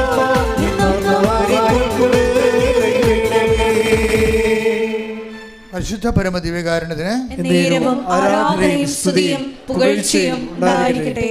എൻ്റെ പ്രിയപ്പെട്ടവരെ, ഈ സന്തുഷ്ടി എന്ന് പറയുന്ന കൃപയുടെ ഇഫക്ട്സ് നമുക്ക് അവകാശമാക്കാൻ വേണ്ടിയുള്ള എളുപ്പ വഴി എന്താണെന്നറിയാമോ? അതിന് നിങ്ങൾ ഉടമ്പടി എടുത്തു കഴിയുമ്പോൾ ഇത് കർത്താവുമായിട്ട് അതിൻ്റെ കല്യാണം കഴിച്ച പോലുള്ള ബന്ധമാണ്, അല്ലെങ്കിൽ കർത്താവുമായിട്ട് ഒരു ഈ ഭൂമിയിലെ ഏറ്റവും സാധ്യമായ ഒരു റിലേഷനിലേക്ക് വരികയാണ്. നിങ്ങൾ എന്തിനാണ് ഉടമ്പടി എടുക്കുന്നത്? അപ്പോൾ ഫസ്റ്റ് പ്രയോറിറ്റി എന്തിനാണ്? ദൈവത്തെ സ്നേഹിക്കാൻ, സ്നേഹത്തിൽ വളരാൻ. സിമ്പിളല്ലേ? അല്ല ജോലി കിട്ടാനാണ്, വീട് വെക്കാനാണ്, ഭർത്താവിൻ്റെ കുടിമാറാണെന്ന്. You should not talk. This is not our subject. അത് നമ്മുടെ സബ്ജക്റ്റേ അല്ല. അത് ആരുടെ സബ്ജക്റ്റാണത്? കർത്താവിൻ്റെ സബ്ജക്റ്റാണ്. നിങ്ങൾ ഉടമ്പടി വെച്ച വിഷയങ്ങൾ ഇനി നമ്മുടെ സബ്ജക്റ്റ് അല്ല. ആരുടെ സബ്ജക്റ്റാണത്? കർത്താവിൻ്റെ സബ്ജക്റ്റാണ്. എൻ്റെ മക്കൾക്ക് ജോലി കിട്ടണത്, നിൻ്റെ മകൻ ജയിലിലാണെങ്കിൽ അവനെ ഇറക്കിക്കൊണ്ട് പോകണമല്ല നമ്മുടെ സബ്ജക്റ്റ് അല്ല. ഇനി ഉടമ്പടി ആയിക്കഴിഞ്ഞാൽ അത് ഫുൾ ആൻഡ് ഫുൾ കർത്താവിൻ്റെ സബ്ജക്റ്റാണ്. നിങ്ങൾ അതിനെക്കുറിച്ച് വേവലാതെ ഇത് ഇവിടെ എഴുതിയിട്ടും തലയിൽ അത് ചുവന്നു നടക്കരുത്. മറിച്ച് നമ്മുടെ സബ്ജക്റ്റ് എന്താണ്, എന്തിനാണ് ഉടമ്പടി ചെയ്യുന്നത് പറയുമ്പോൾ നിങ്ങൾ പറയും അത് ജോലിയില്ലല്ലോ അതുകൊണ്ടാണ് ഉടമ്പടി ചെയ്തത്. അങ്ങനെ പറയരുത്. നിങ്ങളുടെ നാട്ടിൽ നിങ്ങളോട് ചോദിക്കുകയെ എന്തിനാണ് ഉടമ്പടി ചെയ്തത്? അല്ലേ പുള്ളിക്കാരൻ വെള്ളത്തിൽ ഇപ്പോൾ കുളിക്കല്ലേ, ജീവിതം പൊറുതി പൊട്ടിയിട്ടാണ് ഉടമ്പടി ചെയ്യുക. അങ്ങനെ പറയരുത്. നിങ്ങളെന്താ പറയേണ്ടത്? എന്തിനാണ് ഉടമ്പടി ചെയ്തത്? ദൈവത്തെ സ്നേഹിക്കാൻ, സ്നേഹത്തിൽ നിലനിൽക്കാൻ. ദൈവത്തെ സ്നേഹിക്കാൻ നമുക്ക് പറ്റും. അതൊരു ടെമ്പററി അറേഞ്ച്മെൻറ്റാണ്. പക്ഷെ അത് എപ്പോഴും അതിങ്ങനെ ദൈവം അത് പരിഗണിക്കത്തില്ല. നമ്മുടെ ഒരു സ്നേഹത്തിൻ്റെ ഒരു കുഴപ്പമെന്ന് വെച്ച് കഴിഞ്ഞാൽ നിങ്ങൾ ദൈവത്തെ സ്നേഹിക്കുന്നുണ്ട്, പക്ഷേ ദൈവം അത് രജിസ്റ്റർ ചെയ്യുന്നില്ല. അതിൻ്റെ കാരണം വെച്ച് കഴിഞ്ഞാൽ എൻ്റെ ഒരു കുഴപ്പമുള്ളതെന്ന് വെച്ചാൽ സ്നേഹത്തിൽ നിലനിൽക്കുക എന്നുള്ള ഒരു പ്രോസസ്സുണ്ട്. അത് ദൈവത്തിന് നിലനിൽക്കത്തില്ല എന്ന് തോന്നിക്കഴിഞ്ഞാൽ പിന്നെ ദൈവം അത് രജിസ്റ്റർ ചെയ്യത്തില്ല. അതൊരു അപകടമാണ്. പലർക്കും വരുന്നൊരു അപകടമാണ്. കർത്താവ് പറഞ്ഞിരിക്കുന്ന ഒരു നോട്ടാണത്. നിങ്ങൾ എൻ്റെ സ്നേഹത്തിൽ take the word of God. ശ്രുതികട്ടെ ഹല്ലേലൂയ.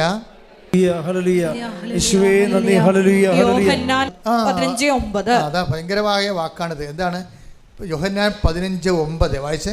പിതാവ് എന്നെ സ്നേഹിച്ചതുപോലെ പറഞ്ഞേ, പിതാവ് എന്നെ സ്നേഹിച്ചതുപോലെ ഞാനും നിങ്ങളെ സ്നേഹിച്ചു.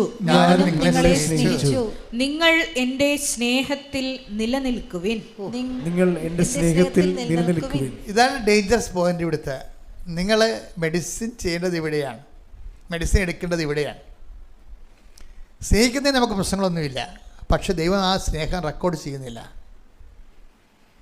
ഇതിൻ്റെ കളികൾ അറിഞ്ഞാൽ മാത്രമേ നമുക്ക് നല്ല ഗെയിൻ ചെയ്യാൻ പറ്റത്തുള്ളൂ.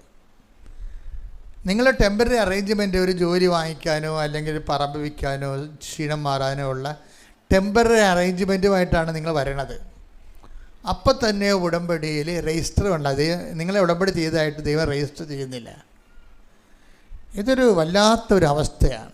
കാര്യം നമ്മൾ കഷ്ടപ്പെട്ട് വെളുപ്പിനെ 3 മണിക്ക് എഴുന്നേറ്റ് കണ്ട വണ്ടിയും പിടിച്ച് ഇവിടെ വന്ന് പട്ടിണി നിന്ന് 4 മണിക്കൂർ ക്ലാസ് എടുത്ത് ഇവിടെ ഉടമ്പടി ചെയ്തിട്ട് വീട്ടിൽ പോകുമ്പോൾ ഇന്ന് രജിസ്റ്റർ ചെയ്ത ആൾക്കാരുടെ പേര് വിളിക്കുമ്പോൾ സുശീലിക്കുട്ടി ഇല്ല. കർത്താവ് എൻ്റെ പേര് വിളിച്ചില്ല, ഞാൻ 3 മണിക്ക് എഴുന്നേറ്റ് പിടിക്കുന്നു വരുന്നതാണേ. അവിടെ ബസ് റൂട്ട് പോലും ഇല്ല. ഞങ്ങൾക്ക് അവിടെ ബസ് റൂട്ട് പോലും ഇല്ല. ജീപ്പിന് വെച്ച് എനിക്ക് ജീപ്പിന് 6 പേര് വന്നാൽ മാത്രമേ നമുക്ക് 50 രൂപ കൂടത്തുള്ളവർ. 6 പേരില്ലാത്ത കാരണം 6 പേരുടെ കാശ് ഞാൻ ഒറ്റ കൊടുത്തേ വന്നിരിക്കുകയാണ്. എന്നിട്ട് എൻ്റെ പേരെന്താ നീ ഉടമ്പടി ഞാൻ എടുത്ത കൂട്ടത്തിൽ ഇന്ന് വായിച്ച് ഉടമ്പടി എടുത്ത ആൾക്കാരുടെ പേരിൽ എൻ്റെ പേരില്ലാത്ത എന്താണെന്ന് ചോദിച്ചു കഴിഞ്ഞാൽ കർത്താവ് പറയും, നീ ഇപ്പോൾ തൽക്കാലത്തേക്ക് ആ പറമ്പ് റബ്ബർ തോട്ടം വിൽക്കാൻ വേണ്ടി വന്നതല്ലേ, നീ വിറ്റ് കഴിയുമ്പോൾ നീ ഗുഡ് ബൈ പറയത്തില്ലേ. അങ്ങനെ നിലനിൽക്കാത്ത ആൾക്കാരെ ഉടമ്പടി രജിസ്റ്റർ ചെയ്യത്തില്ലെന്ന് പറയും. ഇതൊരു വല്ലാത്തൊരു പ്രശ്നമാണ്. ഇത് വായിച്ചു കേട്ടില്ലേ നിങ്ങൾ? ഞാൻ കൈ നീട്ടമല്ല എന്താ വായിച്ചത്? നിങ്ങൾ എൻ്റെ സ്നേഹത്തിൽ 15:9 യോഹന്നാൻ ഒന്ന് വായിച്ച് പറഞ്ഞ്, നിങ്ങൾ എൻ്റെ സ്നേഹത്തിൽ നിലനിൽക്കുവിൻ. നിലനിൽക്കുവിൻ. ഇതിൻ്റെ അകത്തൊരു വല്ലാത്തൊരു വിഷയമാണ്. ഈ നിലനിൽക്കണമെങ്കിൽ എന്ത് ചെയ്യണം? നിലനിൽക്കണമെങ്കിൽ എന്ത് ചെയ്യണം? എൻ്റെ പിതാവിൻ്റെ കൽപ്പനകൾ പാലിച്ച് പറഞ്ഞ്, എൻ്റെ പിതാവിൻ്റെ കൽപ്പനകൾ പാലിച്ച് ഞാൻ എൻ്റെ പിതാവിന്റെ സ്നേഹത്തിൽ നിലനിൽക്കുന്നത് പോലെ ഞാൻ എൻ്റെ പിതാവിന്റെ സ്നേഹത്തിൽ നിലനിൽക്കുന്നത് പോലെ എന്റെ കൽപ്പനകൾ പാലിച്ചാൽ നിങ്ങളും എന്റെ സ്നേഹത്തിൽ നിലനിൽക്കും. അപ്പൊ സിമ്പിളാണ്, ഈ വിഷയം സിമ്പിളാ. കാര്യം ഈശോ എങ്ങനെ നിലനിന്നെന്ന് പറയുന്നുണ്ട്, അതിന്റെ നോ ഹൗ ടെക്നിക്കാലിറ്റി പറയുന്നുണ്ട്. Take the bed of God. ശ്രുതിക്കട്ടെ ഹല്ലേലൂയ. യോഹന്നാൻ 15:10 ഞാൻ എൻ്റെ പിതാവിന്റെ കൽപ്പനകൾ പാലിച്ച് അവിടുത്തെ സ്നേഹത്തിൽ നിലനിൽക്കുന്നത് പോലെ നിങ്ങൾ എൻ്റെ കൽപ്പനകൾ പാലിച്ചാൽ എൻ്റെ സ്നേഹത്തിൽ നിലനിൽക്കും. Praise the Lord. എൻ്റെ മക്കൾ, ഇത് വളരെ സീരിയസ് ആയിട്ട് മനസ്സിലാക്കണം. ആധ്യാത്മിക ജീവിതം, ദൈവ സ്നേഹ സഹവസിപ്പ് എന്നാണ് ഈ ആധ്യാത്മിക ജീവിതത്തിൻ്റെ മറുപേരെന്ന് പറയണത്. അത് സിമ്പിളാണ് ശരിക്കും പറഞ്ഞാൽ. എന്ന് വെച്ച് കഴിഞ്ഞാൽ എന്താണ് ഈ ദൈവം ഉദ്ദേശിക്കുന്നത്? ഇത്രയേ ഉള്ളൂ. ടെമ്പററി അറേഞ്ച്മെൻറ്റ് ദൈവം ഉദ്ദേശിക്കണില്ല. ഈ മനുഷ്യന്മാർക്ക് വന്നിരിക്കുന്ന അബദ്ധം അതാണ്. അവരെ ടെമ്പററി അറേഞ്ച്മെൻറ്റേ ഉദ്ദേശിക്കുന്നുള്ളൂ. മനസ്സിലായില്ലേ?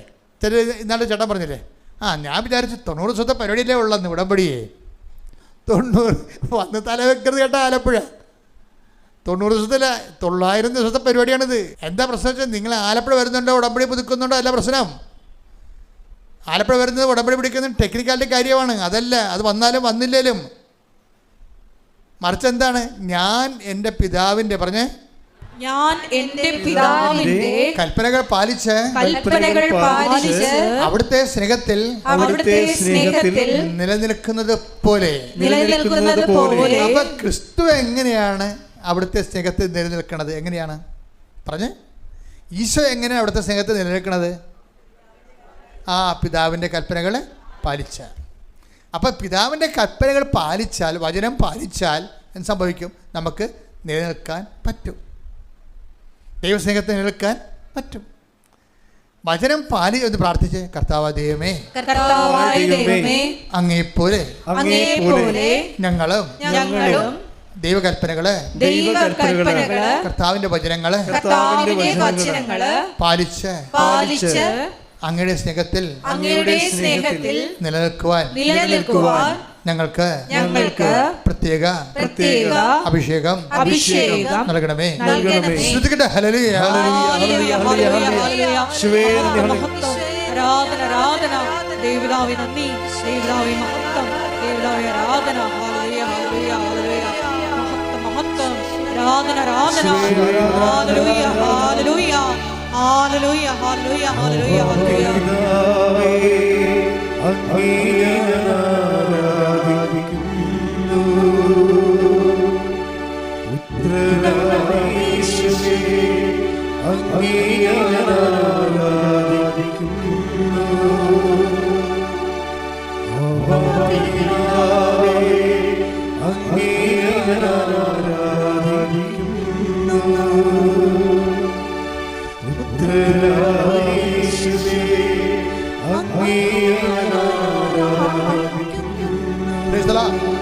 ഇനി നിങ്ങൾ എൻ്റെ സ്നേഹത്തിൽ നിലനിൽക്കാൻ ഈശോ പറഞ്ഞില്ലേ? എങ്ങനെയാണ് നമ്മൾ നിലനിൽക്കുന്നത്? ഞാൻ എൻ്റെ പിതാവിൻ്റെ കൽപ്പനകൾ പാലിച്ച് അവിടെ സ്നേഹത്തിൽ നിലനിൽക്കുന്ന പോലെ എൻ്റെ കൽപ്പനകൾ പാലിച്ചാൽ നിങ്ങളും എൻ്റെ സ്നേഹത്തിൽ നിലനിൽക്കും. പക്ഷേ അവിടെ പ്രശ്നം വെച്ചാൽ, എങ്ങനെയാണ് കൽപ്പനകൾ പാലിക്കണത്? കൽപ്പനകളല്ല പ്രശ്നം ഇവിടെ. നിങ്ങൾ സാങ്കേതികമായിട്ട് കുറേ കൽപ്പന പാലിച്ചാൽ പറ്റത്തില്ല. എങ്ങനെയാണ്? ഈശോ പറഞ്ഞത് എന്താണ്? എന്നെ സ്നേഹിക്കുന്നവർ എൻ്റെ കൽപ്പനകൾ. അപ്പോൾ കൽപ്പനകൾക്കല്ല പ്രാധാന്യം അവിടെ.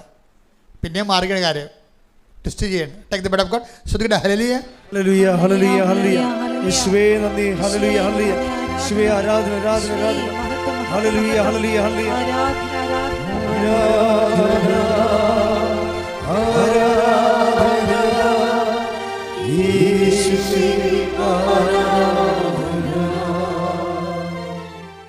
യോഹന്നാൻ 14:23. യേശു പ്രതിവചിച്ചു, യേശു പ്രതിവചിച്ചു, എന്നെ സ്നേഹിക്കുന്നവൻ എന്റെ വചനം പാലിക്കും. അപ്പോൾ എന്റെ പിതാവ് അവനെ സ്നേഹിക്കുകയും ഞങ്ങൾ അവന്റെ അടുത്തു വന്ന് അവനിൽ വാസമുറപ്പിക്കുകയും ചെയ്യും. വിഷയം ഇപ്പൊ ക്ലിയർ ആയില്ലേ? എന്നെ സ്നേഹിക്കുന്നവൻ എൻ്റെ കൽപ്പനകൾ പാലിക്കും. അപ്പം എന്തിനാ ഉടമ്പടി എടുക്കണേ? എന്നെ സ്നേഹിക്കുന്നവൻ എൻ്റെ കൽപ്പനകൾ പാലിക്കും. 14:23. അപ്പം എന്തിനാ ഉടമ്പടി എടുക്കണേ? സ്വരത്തിൽ പറ. ദൈവത്തെ കൽപ്പന പാലിക്കാനല്ലല്ലോ, അതാ വിഷയം. കൽപ്പന പാലിക്കുന്നതിലൂടെ ദൈവത്തിൻ്റെ മനസ്സിന് ഇണങ്ങിയ രീതി ജീവിക്കുകയാണ് നമ്മൾ ചെയ്യണത്. പക്ഷേ അതിൻ്റെ ഉടമ്പടിയുടെ ഉദ്ദേശം എന്താണ്? ദൈവത്തെ സ്നേഹിക്കുകയാണ്. ദൈവത്തെ സ്നേഹിക്കണത് വസ്തുസ്നേഹമാണോ വിഷയസ്നേഹമാണോ എന്നറിയുകയാണെങ്കിൽ, ഇപ്പം നമ്മൾ പലപ്പോഴും കാണിച്ചു കൂട്ടിയിരിക്കണത് എന്താ പറയുക? പശ്ചാത്താപം എവിടുന്നാണ് വേണ്ടതെന്ന് അറിയാമോ? പശ്ചാത്താപം വേണ്ട സ്ഥലങ്ങൾ പറയുകയാണെന്ന്. പശ്ചാത്തപിക്കണമെന്ന് പറഞ്ഞിട്ട് കാര്യമില്ല. നിങ്ങൾ എവിടെ നിന്നാണ് വീണ് പോയതെന്ന് ശ്രദ്ധിക്കാൻ പറയും. വചനം അവസാനിക്കുമ്പോൾ പറഞ്ഞത് എന്താണെന്ന് അറിയാമോ? നിങ്ങൾ take the word of God, നിങ്ങൾ എവിടെ നിന്നാണ് വീണ് പോയതെന്ന് നോക്കുവിൻ. വെളിപാട് 2:5. വെളിപാട് 2:5. അതിനാൽ നീ ഏതവസ്ഥയിൽ നിന്നാണ് അധപ്പതിച്ചതെന്ന് ചിന്തിക്കുക. അനുതപിച്ച് ആദ്യത്തെ പ്രവൃത്തികൾ ചെയ്യുക. അല്ലെങ്കിൽ ഞാൻ നിന്റെ അടുത്ത് വരികയും നിന്റെ ദീപപീഠം അതിന്റെ സ്ഥലത്ത് നിന്ന് നീക്കിക്കളയുകയും ചെയ്യും. ദീപപീഠം എന്ന് പറയുന്നത് എന്താണ്? വിശ്വാസമാണ്. ദീപനാളവും എല്ലാം ബൈബിളിൽ എന്തിൻ്റെ പ്രതീകമാണ്? വിശ്വാസത്തിന്. നീ ഇവിടെ എന്താ പറയണത്? വെളിപാട് 2:5 ഒന്നിനു വായിച്ചേ. അതിനാൽ നീ ഏതവസ്ഥയിൽ നിന്നാണ് അധപ്പതിച്ചതെന്ന് ചിന്തിക്കുക. അനുതപിച്ച് ആദ്യത്തെ പ്രവൃത്തികൾ ചെയ്യുക. അല്ലെങ്കിൽ ഞാൻ നിന്റെ അടുത്ത് വരികയും നിന്റെ ദീപപീഠം അതിന്റെ സ്ഥലത്ത് നിന്ന് നീക്കിക്കളയുകയും ചെയ്യും. അപ്പൊ വിശ്വാസം എടുത്ത് കളയുമെന്ന് അർത്ഥം. മനസ്സിലായില്ലേ? പശ്ചാത്തപിച്ചില്ലെങ്കിൽ, പശ്ചാത്തപിക്കാത്ത ജീവിതം തുടർന്നാൽ സംഭവിക്കാൻ പോകുന്ന പരിണത ഫലം എന്താണ്? വിശ്വാസം എടുത്ത് കളയും. പിന്നെ എന്ത് ചെയ്യും? അതിൻ്റെ കൂടെ എന്ത് ചെയ്യും? പ്രാർത്ഥനാ ജീവിതം പോകും. പല ആൾക്കാരുടെയും പ്രാർത്ഥനാ ജീവിതം കുറഞ്ഞതിൻ്റെ കാരണം എന്താ? വിശ്വാസം പോയിട്ടാണ്. വിശ്വാസം പോകാൻ കാരണം എന്താണ്? പശ്ചാത്തപിക്കാത്തത് കൊണ്ടാണ്. പശ്ചാത്തപിക്കുന്നത് എന്താണ്? പശ്ചാത്തപിക്കേണ്ടത് നീ ഏത് അവസ്ഥയിൽ നിന്നാണ് അധപ്പതിച്ചത് നോക്കണമെന്ന് പറയും. അത് പറഞ്ഞ് ഏത് അവസ്ഥ, അത് നമ്മൾ കണ്ടുപിടിക്കണം. ആദ്യം എവിടെ നിന്നാണ് ഈ തകർച്ച തുടങ്ങിയത് എവിടെ നിന്നാണെന്ന് കണ്ടുപിടിക്കണമെന്ന് പറയും. ഉടമ്പടി എടുക്കുമ്പോൾ തന്നെ തകർച്ച തുടങ്ങും ചിലർക്ക്. എന്താ കാര്യം? ആ മിസ്പ്ലഗിങ് കൊണ്ടുകൊണ്ടാണ്. നിങ്ങളവിടെ വിളിച്ച് ചോദിക്കണേ എന്തിനാണ് ഉടമ്പടി എടുത്തത്? അതെ, അവനിപ്പോൾ കുറച്ച് ചുറ്റിക്കളി കൂടുതലാണ്, അതുകൊണ്ട് അവൻ അവിടെ നിന്ന് രക്ഷപ്പെടാൻ വേണ്ടി ചെയ്തതാണെന്ന്. തീർന്നില്ല പരിപാടി. തകർച്ച തുടങ്ങി. നീ ഏത് അവസ്ഥയിൽ നിന്ന് അധപ്പതിച്ചെന്ന് അറിയണമെന്ന്. ഇത്രയും കഷ്ടപ്പെട്ട് വന്ന് ഉടമ്പടി എടുത്തിട്ട് ഞാൻ പുറത്തിറങ്ങുമ്പോൾ നമ്മുടെ നാട്ടുകാർ ചോദിക്കുക എന്തിനാണ് ഉടമ്പടി എടുക്കാൻ കൃപാസനത്തിൽ പോയത്? അതെ, ആ വസ്തു വിൽക്കാൻ. വസ്തുവിന് വഴിയൊന്നുമില്ല. വഴിയില്ലാത്ത വസ്തു കണ്ടവൻ്റെ പെട്ടെന്ന് കെട്ടിവെക്കാൻ വേണ്ടി വന്നിരിക്കുകയാണ് പാർട്ടി. മനസ്സിലായില്ലേ? നിങ്ങൾക്ക് വഴിയില്ലാത്ത വസ്തുവിന് കർത്താവ് വഴി ഉണ്ടാക്കി തരും. അത് മറ്റുള്ള അറിയിക്കാതെ അവൻ്റെ പെടയ്ക്ക് വേണ്ടി കെട്ടിവെക്കേണ്ട കാര്യമില്ല. അപ്പം നീ ഏത് അവസ്ഥയിൽ നിന്നാണ് അധപ്പതിച്ചതെന്ന് നീ ചിന്തിക്കണം. നിന്നോട് ചോദിക്കണം എന്തിനാണ് ഉടമ്പടി എടുത്തത്? ജോലിക്ക് വേണ്ടിയാണ് ഉടമ്പടി എടുത്തത്. ഞാൻ 3 പ്രാവശ്യം ടെസ്റ്റ് ചെയ്ത് 3 തോറ്റ്. OET എഴുതി ഞാൻ മടുത്ത്. ഇനിയിപ്പോൾ ഞാനങ്ങോട്ട് MOH എഴുതാവാൻ നോക്കുകയാണ്. ഞാൻ ഉടമ്പടി എടുത്തിട്ടുണ്ട്. അവിടെ MOH ആണ് OET ആണ് എന്ന് ഞാൻ എഴുതില്ല. ഞാൻ വിദേശത്ത് ജോലിയൊന്നും എഴുതിയിട്ടുള്ളൂ. അപ്പോൾ ദൈവമാണ് തീരുമാനിക്കേണ്ടത്. ദൈവമാണ് തീരുമാനിക്കേണ്ടത്. OET ആണ് MOH ആണെന്ന് ദൈവം തീരുമാനിക്കണം. അപ്പോൾ നീ എന്തിനാണ് ഉടമ്പടി എടുത്തത്? ഞാൻ OET 3 പ്രാവശ്യം എഴുതി. ഇനി MOH എഴുതണം, IELTS എഴുതണമെന്ന് അറിയാൻ വേണ്ടിയാണ് ഉടമ്പടി എടുത്തിരിക്കുന്നത്. ഇതൊന്നും അല്ല ഉടമ്പടിയുടെ ഇഷ്ടം. എന്തിനാണ് ഉടമ്പടി എടുത്തിരിക്കുന്നത്? കർത്താവിനെ സ്നേഹിക്കാൻ. അതാണ് ഉത്തരം. ബാക്കിയുള്ളത് നമ്മുടെ വിഷയമല്ല. എന്തിനാണ് ഉടമ്പടി എടുത്തത്? കർത്താവിനെ സ്നേഹിക്കാൻ. രണ്ടാമത്തെ ഉത്തരം എന്താണ്? അവൻ്റെ സ്നേഹത്തിൽ നിലനിൽക്കാൻ. എത്ര ദിവസത്തേക്ക്? 90 ദിവസത്തേക്ക്. അപ്പോൾ അതാ. പക്ഷേ അങ്ങനെ ഒരാളിന് 90 ദിവസത്തേക്ക് നിലനിൽക്കാൻ പറ്റത്തില്ല. 90 ദിവസത്തേക്ക് ഒരാളിന് നിലനിൽക്കാൻ പറ്റത്തില്ല. വിഷയത്തെ അടിസ്ഥാനപ്പെടുത്തി ഉടമ്പടി എടുക്കുന്നവരാണ് 90 ദിവസം കഴിയുമ്പോൾ ഉഴപ്പണത്. വ്യക്തിയെ അടിസ്ഥാനപ്പെടുത്തിയാണ് ഉടമ്പടി ജീവിക്കേണ്ടത്. ആരാണ്? കർത്താവിനെയാണ്. കർത്താവിൻ്റെ സ്നേഹത്തിൽ നിലനിൽക്കാനാണ് ഞാൻ ഉടമ്പടി എടുക്കുന്നത്. ആ ഒരു ബോധം ഉണ്ടെങ്കിൽ പെട്ടെന്ന് കത്തും, അല്ലെങ്കിൽ കത്തത്തില്ല, നനഞ്ഞിരിക്കും. ഏറ്റവും വലിയ പ്രോബ്ലം വെച്ച് കഴിഞ്ഞാൽ ഇപ്പം ചില ആൾക്കാർക്കൊരു കുഴപ്പമുണ്ട്. അതായത് നമ്മൾ ഒത്തിരി കുടിക്കും എന്നതായിട്ട് സ്വപ്നം കാണും, വരണ്ട തൊണ്ടയുമായിട്ട് എഴുന്നേറ്റ് വരും. അങ്ങനെ ഒരു അവസ്ഥ ആൾക്കാർക്കുണ്ട്. Take the bed of God. ഹല്ലേലൂയ ഹല്ലേലൂയ ഹല്ലേലൂയ യേശുവേ നന്ദി. ഹല്ലേലൂയ ഹല്ലേലൂയ.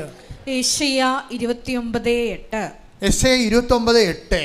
സിയോൻ പർവ്വതത്തിനെതിരെ യുദ്ധം ചെയ്യുന്ന ശത്രു സമൂഹം ഭക്ഷിക്കുന്നതായി സ്വപ്നം കണ്ടിട്ട്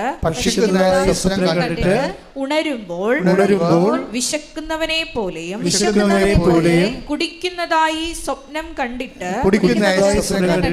വരണ്ട തൊണ്ടയുമായി ഉണരുന്നവനെ പോലെയും ആകും. ബൈബിൾ എന്ത് രസമാണെന്ന് അറിയാമോ? ഓരോ മനുഷ്യൻ്റെ എല്ലാവിധത്തിലും ഉഡായിപ്പുകൾ ഇങ്ങനെ വെളിവാക്കും. നിങ്ങളെ ഉടമ്പടി എടുത്തതായിട്ട് ഇങ്ങനെ സ്വപ്നം കാണും. 90 ദിവസം കഴിയുമ്പോൾ ഉടമ്പടി എടുക്കാത്ത വരണ്ട തൊണ്ടയായിട്ട് എഴുന്നേറ്റ് തന്നെ കാണാം. ഉടമ്പടി എടുത്തായിട്ട് സ്വപ്നം കാണുകയാണ്. ഞാൻ ഉടമ്പടിയിലാണ് ജീവിച്ചതാണെന്ന് നിങ്ങൾ സ്വപ്നം കാണുന്നത് മാത്രമാണ്. ചില ആൾക്കാരുടെ ഉടമ്പടി സ്വപ്ന ഉടമ്പടിയാണ്. യാഥാർത്ഥ്യമായിട്ട് യാതൊരു ബന്ധവുമില്ല. അതിനെ എന്തോ തിരക്കെ കൊണ്ടുവന്ന് എഴുതി എന്തൊക്കെ കേട്ട് കൊണ്ടുവന്ന് കെട്ടിത്തൂക്കി ഇവിടെ ഇട്ടതും പോയി. സ്വപ്ന ഉടമ്പടി. പല ആൾക്കാരും ദൈവത്തെ അറിയാതെ എടുത്തിരിക്കുന്ന ഉടമ്പടിയെല്ലാം സ്വപ്ന ഉടമ്പടിയാണ്. സ്വപ്ന ഉടമ്പടിയുടെ ഫീച്ചേഴ്സ് എന്താണ്? വിഷയത്തിനായിരിക്കും പ്രാധാന്യം. ജോലി, വീട്, വിവാഹം, വിസ വന്ന, ഓഫർ ലെറ്റർ വന്ന, പറമ്പ് മേടിക്കുന്ന ആൾ വന്ന, ഈ വിഷയത്തെക്കുറിച്ച് തന്നെ എപ്പോഴും ഇങ്ങനെ അങ്കലാപ്പിരിക്കും. അത് ഉടമ്പടിക്ക് മുമ്പ് അവരങ്ങനെ തന്നെയായിരുന്നു, ഇപ്പോഴും അവരങ്ങനെ തന്നെയാണ്. അങ്കലാപ്പം അവർക്ക് മാറിയിട്ടില്ല. അതാണ് സ്വപ്ന ഉടമ്പടിക്കാർ. സ്വപ്ന ഉടമ്പടിക്കാർ 90 ദിവസം കഴിഞ്ഞാലും ഉടമ്പടി എടുക്കാത്ത പോലെ എഴുന്നേറ്റ് തന്നെ കാണാം. ഒന്നും നടക്കത്തില്ല. അതിൻ്റെ കാരണം എന്താണ്? വിഷയത്തിൽ നിന്ന് അൺപ്ലഗ് ചെയ്യണം. നിങ്ങൾ വിഷയത്തിൽ നിന്ന് അൺപ്ലഗ് ചെയ്യണം. എന്ന് വെച്ച് കഴിഞ്ഞാൽ ഈ വിഷയം അത് നമ്മുടേതല്ല, ദൈവത്തിൻ്റെതാണത്. നമ്മുടെ വിഷയം എന്താണ്? ഞാൻ എൻ്റെ പിതാവിൻ്റെ കൽപ്പനകൾ പാലിച്ച് അവിടുത്തെ സ്നേഹത്തിൽ നിൽക്കുന്ന പോലെ എൻ്റെ കൽപ്പനകൾ പാലിച്ചാൽ നിങ്ങൾ എൻ്റെ സ്നേഹത്തിൽ നിലനിൽക്കും. അപ്പോൾ എന്തിനാണ് ഉടമ്പടി എടുത്തിരിക്കുന്നത്? ദൈവത്തെ സ്നേഹിക്കാൻ. രണ്ടാമത്തെ എന്താണ്? ആ സ്നേഹത്തിൽ നിലനിൽക്കാൻ. കൈയടിച്ചിട്ട് ശ്രുതികട ഹല്ലേലൂയ ഹല്ലേലൂയ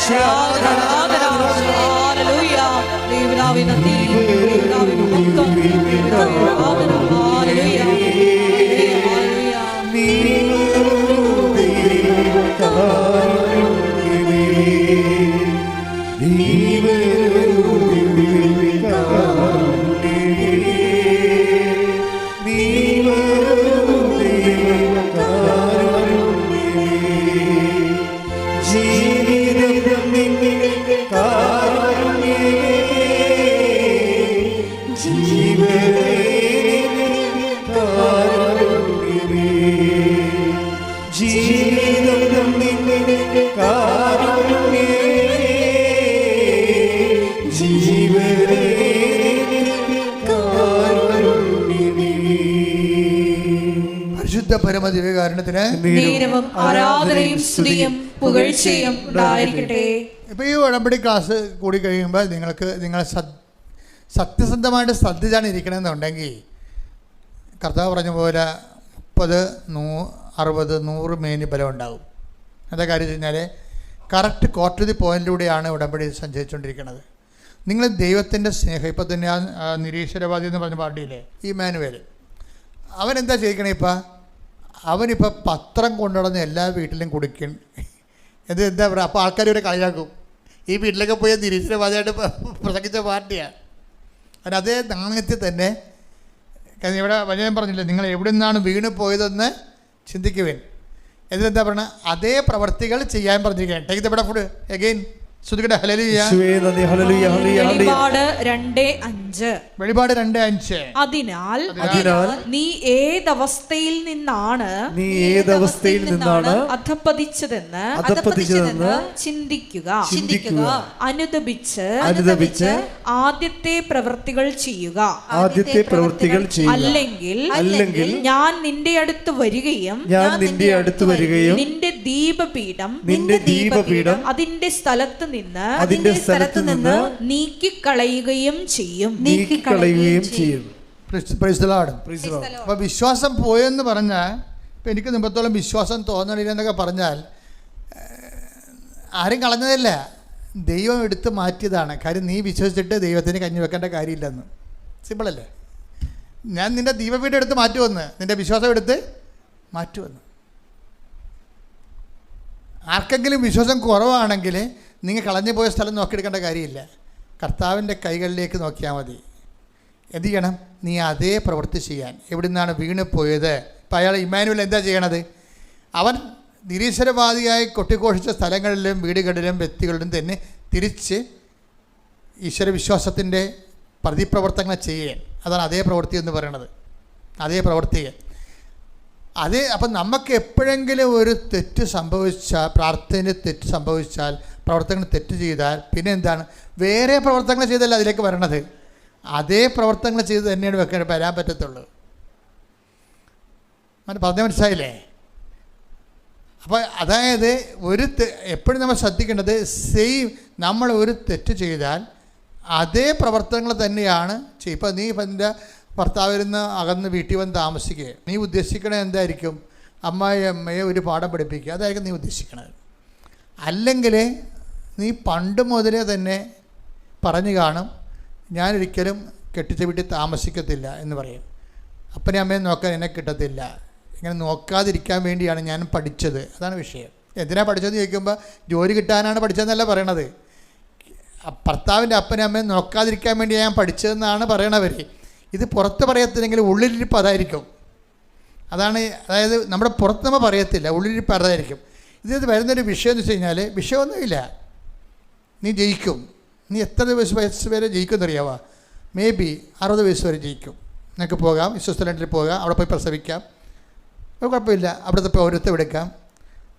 പക്ഷേ 60 വയസ്സാകുമ്പോൾ ജീവിതം കൊട്ടിക്കലാശമാകത്തില്ലേ? പിന്നെ നീ പെറ്റ മക്കൾ നിനക്കെതിരെ കൈ ഉയർത്തണ കാണാം. അത് കാണാൻ ആരും ഉണ്ടാകത്തില്ല മകളെ. അതിൽ ഒന്നൊന്നര സംഭവം. അതായത് പല മക്കളും അമ്മമാർക്കെതിരെ കൈ ഉയർത്തുമ്പോൾ ഓർക്കണം, അങ്ങനെ ഉയർത്തത്തില്ല. നിങ്ങളുടെ മനസ്സിൽ നേരത്തെ ദൈവത്തിൽ നിരക്കാത്ത പല ചിന്താഗതികളും കൊണ്ടാണ് ഈ സംഭവത്തിൽ നിങ്ങൾ ജനിപ്പിച്ചിരിക്കുന്നത്. നിങ്ങൾ പശ്ചാത്തലപ്പിക്കുമ്പോൾ നിങ്ങൾ എവിടെ നിന്നാണ് വീണ് പോയെന്ന് നോക്കണം. ഇന്ന് നിങ്ങളുടെ മക്കൾ നിങ്ങളുടെ കൈ ഉയർത്തുകയോ നിങ്ങൾക്ക് സമാധാനം കിട്ടാത്ത രീതിയിൽ അവരെ പെരുമാറുക ചെയ്യുമ്പോൾ ഓർക്കണം, നീ കല്യാണം കഴിക്കണമെമ്പോൾ തന്നെ ദൈവത്തിൽ നിരക്കാത്ത തീരുമാനം എടുത്തിട്ടുണ്ട്. എന്താണ്? ഞാൻ വിടുമ്പം നോക്കത്തില്ല, എന്നെ ഇങ്ങനെ ആൾക്കാരെ ആശുപത്രി കൊണ്ടുപോകാനൊന്നും കിട്ടത്തില്ല, ഞാൻ എൻ്റെ വഴി നോക്കും, അതുകൊണ്ട് തന്നെ ഞാൻ പഠിക്കണതിൻ്റെ ഉദ്ദേശം. നീ പഠിക്കുന്നതിൻ്റെ ഉദ്ദേശം നല്ലതാണ്, പക്ഷേ പഠിക്കണത് നല്ലതാണ്, ഉദ്ദേശം എന്താണെന്നുള്ളത് നീ നോക്കണം. ഉദ്ദേശം അതിനകത്ത് ദൈവത്തിന് വല്ല സ്ഥാനമുണ്ട്. നിൻ്റെ ഉദ്ദേശങ്ങളിൽ നിനക്ക് മാത്രമേ സ്ഥാനം ഉള്ളെങ്കിൽ, കർത്താവ് പണ്ടൊരു കാര്യം പറഞ്ഞായിരുന്നു, എന്നോട് കൂടെ ശേഖരിക്കാത്തവൻ. Take the bed up. ശ്രുതികട്ടെ ഹല്ലേലൂയ ഹല്ലേലൂയ ഹല്ലേലൂയ ഹല്ലേലൂയ ഹല്ലേലൂയ. യേശുവേ നന്ദി. ഹല്ലേലൂയ ഹല്ലേലൂയ. യേശുവേ ആരാധന ആരാധന ആരാധന. യേശുവേ നന്ദി. മഹത്വം മഹത്വം മഹത്വം. ഹല്ലേലൂയ. ലൂക്ക 11:23. ലൂക്ക 11:23. എന്നോട് കൂടെ ശേഖരിക്കാത്തവൻ ചിതറിച്ചു കളയുന്നു. അപ്പോൾ എന്താ പ്രശ്നം? എന്നോട് കൂടെ എന്ന് പറയുമ്പോൾ നമ്മളൊരു തീരുമാനം എടുക്കുമ്പോൾ അതിനകത്ത് കർത്താവ് കക്ഷിയായിരിക്കണം. നിങ്ങളുടെ തീരുമാനം എടുക്കുമ്പോൾ അതിനകത്ത് കർത്താവ് കക്ഷിയായിരിക്കണം. എന്നുവെച്ചാൽ എന്ത് തീരുമാനം എടുത്താലും കർത്താവിൻ്റെ കൂടെ ആയിരിക്കണം തീരുമാനം എടുക്കുന്നത്. നിങ്ങൾ എന്ത് തീരുമാനം എടുത്താലും എപ്പോഴും നിർഭാഗ്യവശാൽ തീരുമാനങ്ങളിലൊന്നും കർത്താവില്ല. കർത്താവിനെ കൂടാതെ ഒരു തീരുമാനം എടുത്തിരിക്കുകയാണ്. അപ്പോൾ നീ പ്രണയിക്കുന്നതാണ് ശരി, അവിടെ കർത്താവ് കക്ഷിയല്ല. എൻ്റെ കണ്ണ് ഇഷ്ടപ്പെട്ട ആൾക്കാരെ നീ കല്യാണം കഴിച്ചു എന്നേ ഉള്ളൂ, അവൻ്റെ പേരിൽ കുറേ കുഞ്ഞുങ്ങളും ഉണ്ടായിട്ടുണ്ട്. ഇതിലൊന്നും കർത്താവ് കക്ഷിയേ അല്ല, വിശ്വാസം കക്ഷിയല്ല. വിശ്വാസം ഉണ്ടായാലും എന്ത് ഇല്ലെങ്കിൽ എന്താകുന്നു? നീ ഒരു തീരുമാനം എടുത്തപ്പോൾ കർത്താവ് അതിൽ കക്ഷിയല്ല. നീ എടുത്ത തീരുമാനങ്ങളൊന്നും കർത്താവ് കക്ഷിയല്ല. ഞാൻ ചില പെൺപിള്ളേർ ചോദിക്കും, നിൻ്റെ പിള്ളേരെ നീ വിശ്വാസം വളർത്താൻ പറ്റുമോ? അവർക്ക് മിണ്ടാൻ പറ്റത്തില്ല, അറിയത്തില്ല. കാര്യം വിശ്വാസമില്ലാത്ത കുടുംബത്തിൽ നിന്ന് കല്യാണം കഴിച്ചാൽ നിൻ്റെ കുഞ്ഞുങ്ങളെ നീ എങ്ങനെ വിശ്വാസം വളർത്തും? അറിയത്തില്ല. കാര്യം എന്താണ്? ആ കുഞ്ഞുങ്ങളെ ജനിപ്പിക്കുന്ന വിഷയത്തിലോ വളർത്തുന്ന കാര്യത്തിലോ കർത്താവ് കക്ഷിയല്ല. പിന്നെന്താ സംഭവിക്കാൻ പോണത്? എന്നോട് കൂടെ ശേഖരിക്കാത്തവൻ, എന്നോട് കൂടെ തീരുമാനമെടുക്കാത്തവർ ചിതറിച്ച് കളയുന്നു എന്ന് വെച്ച് കഴിഞ്ഞാൽ അത് ചിതറിപ്പോയി, നമുക്ക് ഉപയോഗിക്കാൻ പറ്റത്തില്ല. നിൻ്റെ മക്കളും നിൻ്റെ ജീവിതവും അവസാനം നിനക്ക് പോലും ഉപയോഗിക്കാൻ പറ്റാത്ത അവസ്ഥയിലേക്ക് വരും. ഞാനൊന്നും പറയണ്ട, നിങ്ങൾ ഇരുന്ന് നിലവിളിക്കും. എന്താ കാര്യം വെച്ചാൽ നിങ്ങളുടെ കയ്യിൽ നിന്ന് അബദ്ധങ്ങൾ പറ്റിപ്പോയിട്ടുണ്ട്. നിങ്ങളിന്ന് മക്കളെ കൊണ്ട് വേദന അനുഭവിക്കുന്നവർ ശ്രദ്ധിക്കണം. നിങ്ങൾ കർത്താവിൻ്റെ കൂടെ എടുത്ത തീരുമാനമായിരുന്നു അതെന്ന്. അതാണ് ബൈബിൾ പറയണത്. നിങ്ങൾ എവിടെ നിന്നാണ് അധപ്പതിച്ചതെന്ന് ചിന്തിക്കുവിൻ. അല്ല, മക്കളെ കൊണ്ട് ധ്യാനം കുടിക്കണ കൊണ്ട് പരിപാടി നടക്കത്തില്ല. മക്കളെ കൊണ്ടൊന്ന് ജോസഫച്ചൻ്റെ അടുത്ത് തിരക്ക് പിടിപ്പിച്ച പരിപാടി നടക്കത്തില്ല. നിങ്ങൾ എവിടെ നിന്നാണ് അധപ്പതിച്ചതെന്ന് ചിന്തിക്കുവിൻ. അവിടെ സംഭവം വിട്ടത്തില്ല മോളെ. ഇത് സൗണ്ട് ഓഫ് ഹെവൻ കൂടെ ഇങ്ങനെ നടക്കുകയാണ്. അപ്പോൾ ഒരൊറ്റ വിഷയം മാത്രമേ ഉള്ളൂ. ചിലർക്ക് നമ്മൾ എങ്ങനെ സംസാരിച്ചാലും ഒരു പശ്ചാത്താപം ഉണ്ടാകത്തില്ല. അതിൻ്റെ കാരണം ഞെരുക്കങ്ങളെ അടിസ്ഥാനപ്പെടുത്തിക്കൊണ്ട് പശ്ചാത്താപം ഉണ്ടാക്കാൻ പാടാണ്. ദാരിദ്ര്യം, രോഗം, കടങ്ങൾ, കുടുംബത്തിലുണ്ടാകുന്ന വിഷമതകൾ, കുടുംബത്തിലുണ്ടാകുന്ന മാനസിക ഞെരുക്കങ്ങൾ, അത് ശിക്ഷയെക്കുറിച്ച് പറഞ്ഞുകൊണ്ട് ഒരിക്കലും ആർക്കും പശ്ചാത്താപം ഉണ്ടാക്കാൻ പറ്റത്തില്ല. നിങ്ങൾക്കും പശ്ചാത്താപം ഉണ്ടാകത്തില്ല. ഞാൻ ഈ ഗതി കെട്ടിരിക്കണത് എൻ്റെ കൈ ഇരിപ്പ് കൊണ്ടാണെന്നാണ് നിങ്ങൾ ധരിക്കണത്. അങ്ങനെയും ചിന്തിച്ചൊരു കാര്യമില്ല. കുറച്ച് കാര്യമായിരിക്കുമെങ്കിലും അത് ദൈവത്തിൻ്റെ സ്നേഹം അതിനേക്കാൾ വലുതാണല്ലോ. എൻ്റെ മക്കൾ പശ്ചാത്താപം ഉണ്ടാകണമെങ്കിൽ ചെയ്യേണ്ട കാര്യം എന്താണെന്ന് അറിയാം? സിമ്പിളാണ്. എന്താണ്? സ്നേഹത്തിൽ നിന്നാണ് പശ്ചാത്താപം ഉണ്ടാകണത്. നമുക്ക് ഏതെങ്കിലും ഒരു സമയത്ത് ദൈവത്തിൻ്റെ സ്നേഹം നമ്മളെ തൊടണം. ഇല്ലാതെ പശ്ചാത്താപം ഉണ്ടായിക്കഴിഞ്ഞാൽ ടെമ്പററി അഡ്ജസ്റ്റ്മെൻറ്റ് മാത്രമാകും. ഇല്ലാതെ പശ്ചാത്താപം ഉണ്ടാവും. നമുക്ക് ഇപ്പോൾ ഒരു മരത്തിൽ കയറി ആ മരത്തിൽ നിന്ന് വീണ് അവൻ്റെ നടുവുളുക്കിയെന്ന് വിചാരിച്ചു. അവനെ ആശുപത്രി കിടക്കാൻ പറഞ്ഞു. അമ്മ പറഞ്ഞതാണ് കയറല്ലേ എന്ന്. ഞാൻ കയറിയതാണ്, അമ്മ പറഞ്ഞത് ഞാൻ കേട്ടില്ല. അത് അങ്ങനെ ഒരു പശ്ചാത്താപം ഉണ്ടാകാം. പക്ഷേ സുവിശേഷത്തിൽ പശ്ചാത്താപം അങ്ങനെയുള്ള പശ്ചാത്താപമല്ല. പശ്ചാത്താപം എന്ന് പറയുന്നത് ദൈവസ്നേഹം അനുഭവിക്കുന്നതിലൂടെ ഒരു വ്യക്തിക്കുണ്ടാകുന്ന മനപരിവർത്തനമാണ്. ആ ഒരു തെറ്റ് ശരിയാണ്, ആ ഒരു ഇൻസിഡൻറ്റ് ബേസ്ഡല്ല. നിങ്ങളിപ്പോഴും തെറ്റ് ചെയ്തു, അല്ലെങ്കിൽ നിങ്ങൾക്ക് പട്ടിണി ഉണ്ടായി, നിങ്ങൾക്ക് രോഗം കിട്ടണില്ല, അല്ലെങ്കിൽ നിങ്ങൾക്കതൊരു കുഴപ്പത്തെ ഉണ്ടായി, അങ്ങനെ ആ ഒരു വിഷയം അടിസ്ഥാനപ്പെടുത്തിയല്ല സുവിശേഷത്തിൽ പശ്ചാത്താപം ഇരിക്കണത്. സുവിശേഷ പശ്ചാത്താപം ഇരിക്കുന്നത് ദൈവസ്നേഹത്തെ അടിസ്ഥാനപ്പെടുത്തിയാണ്. എൻ്റെ മക്കൾക്ക് ഒരു ടെമ്പററി അല്ലാത്ത ഒരു നീണ്ട നിലവാരത്തിലുള്ളൊരു പശ്ചാത്താപം ഉണ്ടാകണമെങ്കിൽ എൻ്റെ മക്കൾ ചെയ്യേണ്ടത് ദൈവസ്നേഹത്തെ അടിസ്ഥാനപ്പെടുത്തിക്കൊണ്ട് പശ്ചാത്താപത്തിന് വേണ്ടി പ്രാർത്ഥിക്കണം. മനസ്സിലായാ? അല്ലാതെ നിങ്ങൾക്കുണ്ടായിരിക്കുന്ന ജോലി കിട്ടാത്തത്, കല്യാണം താമസിക്കുന്നതും എൻ്റെ കയ്യിരിപ്പ് കൊണ്ടാണ്. അത് അമ്മമാർ പറയും. വെറുതെ അല്ല നീ മൂത്ത് നിറച്ചിവിടെ നിൽക്കണമെന്ന് പറയും. അവർ പറയണമെന്ന് കേട്ടില്ലെങ്കിലേ, അവർ പറഞ്ഞ കാര്യം കേട്ടില്ലെങ്കിൽ അമ്മ ഉടനെ എടുത്ത് അമ്മ പോലും വാളെടുക്കണത് എന്താണ്? വെറുതെ അല്ല നീ മൂത്ത് നിറച്ച് വിട്ട് നിൽക്കണത് എന്ന് പറയും. അപ്പോൾ ഞങ്ങളവർക്ക് ദൈവമേ, അപ്പോൾ ഞാൻ ഇങ്ങനെ ഇതുപോലെ കേൾക്കാത്തത് കൊണ്ടായിരിക്കും എനിക്ക് പെണ്ണ് കിട്ടാത്തത്, അല്ല ചെറുക്കെ കല്യാണം കഴിക്കാത്തതിനോ. സുവിശേഷ പശ്ചാത്താപം അമ്മ പറയുന്ന അടുക്കളയിൽ പറയണ ഭീഷണിയൊന്നുമല്ല. സുവിശേഷത്തിൻ്റെ പശ്ചാത്താപം എന്ന് പറയണത് ദൈവസ്നേഹത്തെ ഒരു വ്യക്തി അനുഭവിക്കാൻ കഴിയാത്തത് കൊണ്ടാണ് ഉണ്ടാകുന്നതാണ്. അതാണ് നീണ്ടു നിൽക്കത്തുള്ളൂ. അമ്മ പറയണത് കുറച്ച് കഴിയുമ്പോൾ തീരും, ടെമ്പററി ആയിട്ടുള്ള പശ്ചാത്താപം ഉണ്ടാകത്തുള്ളൂ. നമുക്ക് ഗ്രേസ് ഗീവിങ് ആയിട്ടുള്ള, ചാർജിങ് ആയിട്ടുള്ള, പരിശുദ്ധാത്മ കിട്ടുന്ന പശ്ചാത്താപം എന്ന് പറയണത് ദൈവസ്നേഹത്തെ അടിസ്ഥാനപ്പെടുത്തിയാണ്. അപ്പോൾ നിങ്ങൾ ഉടമ്പടി എടുക്കുമ്പോൾ എൻ്റെ മക്കൾ ചെയ്യേണ്ട കാര്യം എന്ന് വെച്ച് കഴിഞ്ഞാൽ, എന്തിനാണ് ഉടമ്പടി എടുത്തെന്ന് ചോദിച്ചാൽ എന്ത് പറയണം? ദൈവസ്നേഹത്തിൽ നിറയാനും നിലനിൽക്കാനും. എന്തിനാണ് ഉടമ്പടി എടുത്തത്? ദൈവസ്നേഹത്തിൽ നിറയാനും നിലനിൽക്കുവാനാണ് ഉടമ്പടി എടുത്തത്. എങ്ങനെയാണ് ദൈവസ്നേഹത്തിൽ നിറയണത്? അപ്പം നിങ്ങൾക്ക് ദൈവസ്നേഹം അനുഭവിക്കാൻ പറ്റിയിട്ടില്ലെങ്കിൽ, ഇപ്പം ഞങ്ങളൊക്കെ എന്തുമാത്രം പറഞ്ഞാലും, ഇപ്പോൾ നിങ്ങൾ പ്രാരംഭ ധ്യാനം, വളർച്ച ധ്യാനം, പ്രാർത്ഥന, ആന്തരിക സൗഖ്യ ധ്യാനം, പ്രാർത്ഥന അനുഭവ ധ്യാനം, ഈ സംഭവങ്ങളെല്ലാം കഴിഞ്ഞാലും ചില ആൾക്കാർക്ക് ദൈവസ്നേഹം അനുഭവിക്കാൻ പറ്റത്തില്ല. അപ്പോൾ നിങ്ങൾ അവർ പറയും അത് വിഷമസ്മരണകളാണ്, മുറിവേറ്റ ചിന്തകളാണ്, വേദനിപ്പിക്കുന്ന ഓർമ്മകളാണ്. അങ്ങനെയൊന്നുമല്ല, അതൊന്നുമില്ല. അത് സൈക്കോളജിക്കാർ പറയണതാണ്. യഥാർത്ഥ കാര്യം ദൈവത്തിന് നിന്നിൽ ദൈവസ്നേഹം ഇംപ്ലാന്റ് ചെയ്യാൻ കഴിഞ്ഞിട്ടില്ല. അതാണ് ഒരുക്കമുള്ള ഹൃദയം എന്ന് പറയുന്നത്. ഒരുക്കമുള്ള ഹൃദയം. Take the word of God. ശ്രുതികട ഹല്ലേലൂയ. ഹല്ലേലൂയ ഹല്ലേലൂയ ഹല്ലേലൂയ. യേശുവേ നന്ദി. ഹല്ലേലൂയ ഹല്ലേലൂയ ഹല്ലേലൂയ. യേശുവേ ആരാധന ആരാധന ആരാധന. ഹല്ലേലൂയ ഹല്ലേലൂയ.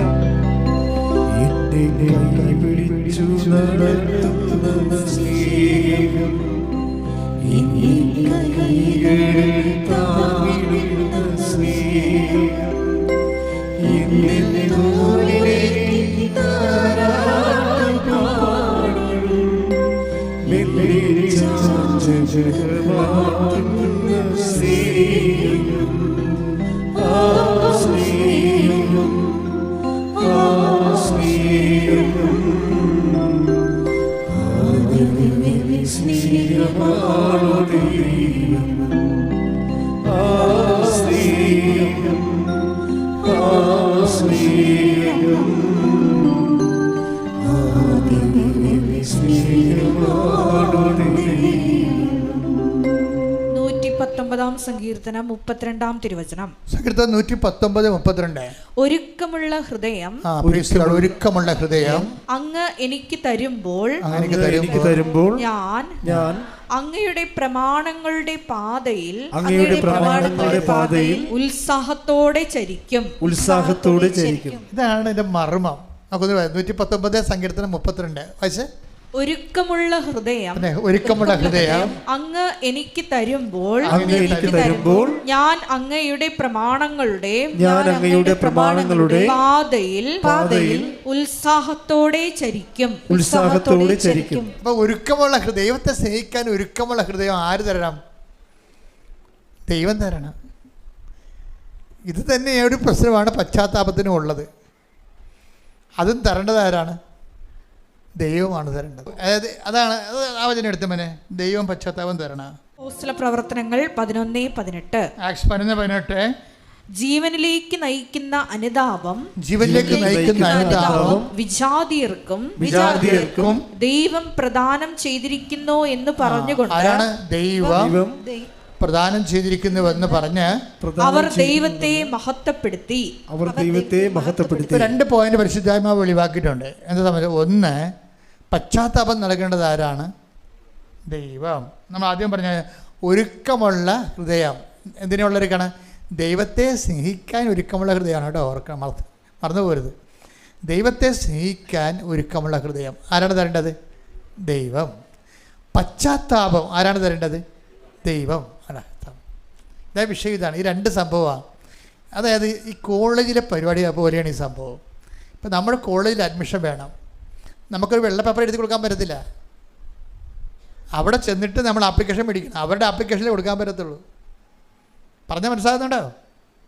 പരിശുദ്ധാത്മാവിന് വേണ്ടിയുള്ള അപേക്ഷകളുടെ ആപ്ലിക്കേഷൻ അവിടെ നിന്ന് ഇഷ്യൂ ചെയ്യുമെന്ന്. നമുക്ക് വെള്ള പേപ്പർ എഴുതി കൊടുക്കാൻ പറ്റത്തില്ലെന്ന്. നിങ്ങൾ ആപ്ലിക്കേഷൻ ചെല്ലുമ്പോൾ പറയും നിങ്ങളുടെ മാർക്ക് ലിസ്റ്റ് വെക്കാൻ പറയും. പണി പാലും വെള്ളത്തിലായി. നിങ്ങൾ ആ കോളേജിൽ ആപ്ലിക്കേഷൻ ചെല്ലുമ്പോൾ പറയും ഏത് സബ്ജക്റ്റാണ്, ഏത് ഗ്രൂപ്പാണെന്ന് ചോദിക്കും. എവിടെ നിന്നാണെന്നൊക്കെ ചോദിച്ചിട്ട് പറയും നിങ്ങളുടെ മാർക്ക് ലിസ്റ്റ് വെക്കാൻ പറയും. മാർക്ക് ലിസ്റ്റ് വെക്കാൻ പറയുമ്പോൾ നിങ്ങൾ ചോദിച്ച വിഷയത്തിന് ആവശ്യമായ മാർക്ക് ഉണ്ടാകത്തില്ല. അപ്പോൾ എന്ത് ചെയ്യും? ആപ്ലിക്കേഷൻ തരത്തില്ല. പ്രശ്നം തീർന്നു. അപ്പോൾ ഉള്ള പ്രശ്നം ഒരുക്കമുള്ള ഹൃദയത്തിൻ്റെ ആപ്ലിക്കേഷൻ ദൈവം തരേണ്ടതാണ്. പിന്നെ എന്താണ്? പശ്ചാത്താപത്തിൻ്റെ ആപ്ലിക്കേഷനും ദൈവം തരേണ്ടതാണ്. ഇതൊരു സീരിയസ് വിഷയമാണ്. പക്ഷെ നമുക്കതിനെ അതിജീവിക്കാൻ പറ്റും. മക്കൾ എന്ത് ചെയ്യണമെന്നറിയാമോ? ഇത് വെളിപാടിൻ്റെ ആ ഫോർമുല എടുത്ത് ഉപയോഗിച്ചാൽ നമുക്ക് ആപ്ലിക്കേഷൻ കിട്ടും. വെളിപാടിന് എന്താണ്? നീ ഏത് അവസ്ഥയിൽ നിന്നാണ് അതപ്പതിച്ചതെന്ന് ചിന്തിക്കുവാൻ, അതേ പ്രവർത്തികൾ തന്നെ ചെയ്യാൻ. മനസ്സിലായില്ലേ? ഇപ്പം എന്താണ് നീ ഭർത്താവിൽ നിന്ന് അല്ലെ ഭാര്യയിൽ നിന്ന് ഭാര്യനെ ഓടിച്ചിട്ടിരിക്കുകയാണ് വീട്ടിലോട്ട്. നീ എന്ത് ചെയ്യണം? അതേ പ്രവൃത്തി ചെയ്യണം. പോയി വിളിച്ചോണ്ട് വരണം. അതാണ് വിഷയം. അല്ല ഇവിടെ ഒന്നും നോക്കിയിട്ട് കാര്യമില്ല. അല്ല പോയി കുമ്പസാരത്തിനും കാര്യമില്ല. You should do the same thing. അതുകൊണ്ടാണ് നീ എൻ്റെ മുമ്പിൽ നിന്ന് ഓടി ഒളിക്കാൻ പറ്റത്തില്ലെന്ന് പറയണത്. സിസ്റ്റർ 39 സങ്കീർത്തനം 7 തിരുവചനം. 7 വാക്യം. അങ്ങയിൽ നിന്ന് ഞാൻ എവിടെ പോകും? അങ്ങയുടെ സന്നിധി വിട്ട് ഞാൻ എവിടെ ഓടി ഒളിക്കും? ആകാശത്തിൽ കയറിയാൽ അങ്ങ് അവിടെയുണ്ട്. ഞാൻ പാതാളത്തിൽ കിടക്ക വിരിച്ചാൽ അങ്ങ് അവിടെയുണ്ട്. ഞാൻ പ്രഭാതത്തിന്റെ ചിറകു ധരിച്ച് സമുദ്രത്തിന്റെ അതിർത്തിയിൽ ചെന്ന് വസിച്ചാൽ അവിടെയും അങ്ങയുടെ കരം എന്നെ നയിക്കും. ഇതിന്റെ പ്രശ്നം മനസ്സിലായില്ലേ? അതായത് നമ്മൾക്ക് നമ്മുടേതായിട്ട് കുറച്ച് കാര്യങ്ങൾ ചെയ്ത മോങ്ങിയ അല്ലെങ്കിൽ മനസ്താപൂർണ്ണം ചെല്ലിയ ഈ സംഭവം ക്രാക്ക് ചെയ്യാൻ പറ്റത്തില്ല. നീ എവിടെ നിന്നാണ് വീണത്, അധപ്പതിച്ചത്, അതേ പ്രവൃത്തി തന്നെ ചെയ്യണം. എവിടെ നിന്ന് ആരുമായിട്ടാണ് നീ തെറ്റ് ചെയ്തത്, ആ വിഷയത്തിൽ ആ വ്യക്തിയോട് തന്നെ പോയിട്ട് ക്ഷമ ചോദിക്കുകയോ ആ വ്യക്തിയോട് തന്നെ പോയിട്ട്, അപ്പം നിങ്ങൾക്ക് എപ്പോഴും അതേ പ്രവർത്തനം ചെയ്യാൻ പറ്റില്ല. നിങ്ങൾക്ക് എപ്പോഴും ഒരു വിഷയം ഇല്ല. നിങ്ങൾ കുമ്പസാരിക്കും, ഞാൻ ഇങ്ങനെ വ്യക്തിയോട് വഴക്കാണ്, ഞാൻ അവരോട് സംസാരിച്ച് കഴിയുമ്പോൾ ഈ അച്ഛൻ പറയണത് എന്താണ്, നിങ്ങൾ കുറച്ച് പ്രാർത്ഥിക്കുക എന്ന് പറയാം. പക്ഷേ അതല്ലല്ലോ, അതേ പ്രവൃത്തി തന്നെ ചെയ്യണം. ആ വ്യക്തി ഏത് വ്യക്തിയോടാണ്, അല്ല ഏതെങ്കിലും വ്യക്തിയോടല്ല. വലതുകാലം മുറിഞ്ഞതിന് നിങ്ങൾ ഇടതുകാലം കൊണ്ട് ഡോക്ടറിനെ കാണിക്കരുത്. അതും വേണമെങ്കിൽ പുള്ളിക്കാരൻ ഓപ്പറേറ്റ് ചെയ്ത് അവിടെ കെട്ടിത്തരും. വലതുകാലം മുറിഞ്ഞാൽ വലതുകാലം തന്നെയാണ് ഡോക്ടറെ കാണിക്കേണ്ടത്. നിങ്ങൾ അതേ പ്രവൃത്തികൾ തന്നെ ചെയ്യുവേൻ, അവിടെയാണ് സത്യസന്ധത വരണത്. അപ്പോൾ നിങ്ങൾ വൈഫിനെ കൊണ്ട് വീട്ടിലാക്കിയിട്ടുണ്ടെങ്കിൽ നിങ്ങൾ വൈഫിനെ വിളിച്ചുകൊണ്ട് വരണം. ഒരു മാർഗ്ഗമില്ല എൻ്റെ അകത്ത്. വിളിച്ചാൽ വന്നില്ലെങ്കിലോ അത് നിങ്ങളുടെ പ്രശ്നം തീർന്നല്ല. അതിനാലേ അത് അവളുടെ കാര്യമായില്ലേ, അതവരുടെ കാര്യമായില്ല. അത് കർത്താവ് തന്നെ പറഞ്ഞിട്ടുണ്ട്, സഭയോട് പറഞ്ഞാൽ മതി. സഭയെപ്പോലും അവിടെ മാനിക്കുന്നില്ലെങ്കിൽ അവർ നിങ്ങൾക്ക് കർത്താവിനെ അറിയാത്ത ആളെപ്പോലും ആകട്ടെ എടുത്തെടുക്കണം പറയും. എല്ലാത്തിനും കറക്റ്റ് മറുപടി അല്ലേ ഈശോൻ്റെ അടുത്തുള്ളത്, എല്ലാത്തിനും മറുപടി ഉണ്ട്. അപ്പം നിങ്ങൾ വിളിച്ചെന്ന് വരുത്തി തീർത്ത് അങ്ങനെയൊന്നും ചെയ്യരുത്. അപ്പം ഇതിൻ്റെ വിഷയം എന്ന് പറയുന്നത് ആപ്ലിക്കേഷൻ തരേണ്ടത് ദൈവമാണ്. പശ്ചാത്താപം നുറുങ്ങിയ ഹൃദയത്തിനുള്ള ആപ്ലിക്കേഷൻ അവിടെ നിന്ന് തരണം, കർത്താവ് തരണം. പശ്ചാത്താപവും ആപ്ലിക്കേഷൻ അവിടെ നിന്ന് തരണം. എങ്ങനെ തരും? നിങ്ങളുടെ മാർക്ക് ലിസ്റ്റ് കാണിക്കണം. മാർക്ക് ലിസ്റ്റ് കാണിച്ചാൽ മാത്രമേ നിങ്ങൾ ആ കോഴ്സിന് എലിജിബിൾ ആണോ എന്ന് അറിയാൻ പറ്റത്തുള്ളൂ. അല്ല വഴിയെ പോകണമെങ്കിൽ ആപ്ലിക്കേഷൻ കൊടുക്കേണ്ട കാര്യമില്ലല്ലോ. നിങ്ങൾക്ക് പരിശുദ്ധാത്മാവിന് വേണോ, കർത്താവിന് കൃപ വേണോ, അത് സ്വീകരിക്കാനുള്ള എലിജിബിലിറ്റി നിങ്ങളുടെ കയ്യിലുണ്ടോ, യോഗ്യതയുണ്ടോ എന്ന് വെക്കണം. അപ്പോൾ നിങ്ങളുടെ മുമ്പിലുള്ള ഏറ്റവും എളുപ്പമുള്ള മാർഗ്ഗം എന്താണെന്നറിയാമോ? എൻ്റെ മക്കളെ, വളരെ എളുപ്പമാണിത്. എന്ന് വെച്ച് കഴിഞ്ഞാൽ എൻ്റെ സഹോദരങ്ങളെ ഉടമ്പടി ചെയ്യുമ്പോൾ നിങ്ങൾ ചെയ്യുന്ന ഉപവിപ്രവർത്തനങ്ങളില്ലേ, ഇല്ലേ? ഉപപ്രവർത്തനങ്ങൾ ഈ ആതുര സേവനങ്ങളും പാവത്തങ്ങളെ സഹായിക്കുന്നതും ആയിട്ടുള്ള കുറേ കാര്യങ്ങളില്ലേ, അതുപോലെ സുവിശേഷ കൈമാറ്റമില്ലേ, ഇതെല്ലാം നിങ്ങൾ ഒരു നുറുങ്ങിയ ഹൃദയത്തിൻ്റെ യോഗ്യതയ്ക്ക് വേണ്ടിയാണ് കാഴ്ചവെക്കേണ്ടത്. കർത്താവ് എനിക്ക് ദൈവകൃപ പ്രവർത്തിക്കാൻ യോഗ്യമായ ഒരു ഹൃദയം തരുന്നതിന് വേണ്ടി ഞാൻ ഈ കർത്താവിൻ്റെ വചനപത്രങ്ങൾ ജനങ്ങൾക്ക് കൊടുക്കുന്നു. കർത്താവ് എനിക്ക് പശ്ചാത്താപം നൽകുന്നതിന് വേണ്ടി ഞാൻ ഈ വചനപത്രങ്ങൾ ദൈവത്തിന് ജനങ്ങൾക്ക് കൊടുക്കുന്നു. അപ്പം നിങ്ങൾ ചെയ്യുന്ന പ്രവർത്തികൾ ഈ രണ്ട് ഉദ്ദേശത്തോടും കൂടിയായിട്ട് നിങ്ങൾ ഇൻറ്റൻഷൻ ചെയ്താൽ അത് നിങ്ങൾക്ക് സത്യസന്ധമായിട്ട് ആദ്യമേ എൻ്റെ മക്കൾ വിചാരിക്കണം, എനിക്ക് ദൈവത്തോട് പ്രാർത്ഥിക്കുക, കർത്താവേ എനിക്ക് നിത്യമായി നിൻ്റെ സ്നേഹത്തിൽ വസിക്കാൻ എന്നെ സഹായിക്കണമെന്ന്. അപ്പം നിങ്ങൾ പറയണത് എന്താണ്? എനിക്ക് കാനഡയിൽ പോകാൻ കർത്താവ് എന്ത് അങ്ങോട്ട് കടത്താൻ വേണ്ടി കർത്താവ് ഒരു ഊന്നുകാരനായിട്ടാണ് നോക്കണത്. കർത്താവ് ഒരു വള്ളക്കാരനായിട്ട് എന്നെ കപ്പൽ കയറ്റി അങ്ങനെ വിടാനാണ് പറയണത്. ആ പരിപാടിയാണെങ്കിൽ നടക്കത്തില്ല സംഭവം. മറിച്ച് എന്നുവെച്ചാൽ എളുപ്പം നടക്കണമെങ്കിലുള്ള മാർഗ്ഗം എന്ന് വെച്ച് കഴിഞ്ഞാൽ, കർത്താവ് നിൻ്റെ സ്നേഹത്തിൽ എനിക്ക് ജീവിതകാലം മുഴുവൻ നിലനിൽക്കാൻ എന്നെ സഹായിക്കണമേ. പ്രാർത്ഥിച്ച്, കർത്താവ് ദൈവമേ, അങ്ങയുടെ സ്നേഹത്തിലെ ജീവിതകാലം മുഴുവൻ ജീവിക്കുവാൻ എനിക്ക് പശ്ചാത്താപത്തിന് യോജിച്ച ഫലങ്ങള് പ്രകടിപ്പിക്കാൻ എന്നെ സഹായിക്കണം. ഇപ്പൊ അച്ഛൻ്റെ പ്രാർത്ഥനയിലൂടെ വന്നൊരു സാധനമാണ് അതല്ലേ. എന്താണ്? അതാണ് വെളിപാടെന്ന് പറയുന്നത്. കർത്താവ് വചനം നൽകുന്നത് നയിക്കണം ഇങ്ങനെയാണ്. മത്തായി 3:8 മാനസാന്തരത്തിന് യോജിച്ച ഫലം പുറപ്പെടുവിക്കുവിൻ. അതാ വിഷയം. ഫലം പുറപ്പെടുവിക്കണമെന്നല്ല പറഞ്ഞിരിക്കണത്. എന്താ പറഞ്ഞിരിക്കണത്? മാനസാന്തരത്തിന് യോജിച്ച ഫലമാണ്. അതെന്താണ്? നിങ്ങൾ ഏത് സ്ഥലത്തു നിന്നാണ് നിങ്ങൾ അധപ്പതിച്ചത്, അതേ പ്രവൃത്തികൾ ചെയ്യുമ്പോഴാണ് മാനസാന്തരത്തിന് യോജിച്ച ഫലമാണ്. മാനസാന്തരത്തിന് പറ്റിയ ഫലമല്ല, അതിന് യോജിക്കുന്ന അതുമായിട്ട് സിങ്കാകുന്ന ഫലങ്ങളാണ് ഉണ്ടാകേണ്ടത്. അപ്പം നിങ്ങൾക്ക് തോന്നിയ കാര്യങ്ങൾ ചെയ്താൽ മാനസാന്തരം ഉണ്ടാകത്തില്ല അർത്ഥം. നമുക്ക് തോന്നിയ പരിപാടി ചെയ്താലേ മാനസാന്തരം ഉണ്ടാകത്തില്ല. മാനസാന്തരം ഉണ്ടാകാൻ വേണ്ടി നമുക്ക് തോന്നിയ പരിഹാരം ചെയ്ത കാര്യമില്ല. അതിനോട് സിങ്കാകുന്ന രീതിയിൽ, ആ സിങ്കാകുന്നത് എന്താണ്, എവിടെ നിന്നാണ് അധപ്പതിച്ചതെന്ന് അറിയണം. എന്നിട്ട് അതേ പ്രവർത്തനം ചെയ്യുമ്പോഴാണ് യോജിച്ച ഫലങ്ങൾ ഉണ്ടാകുന്നത്.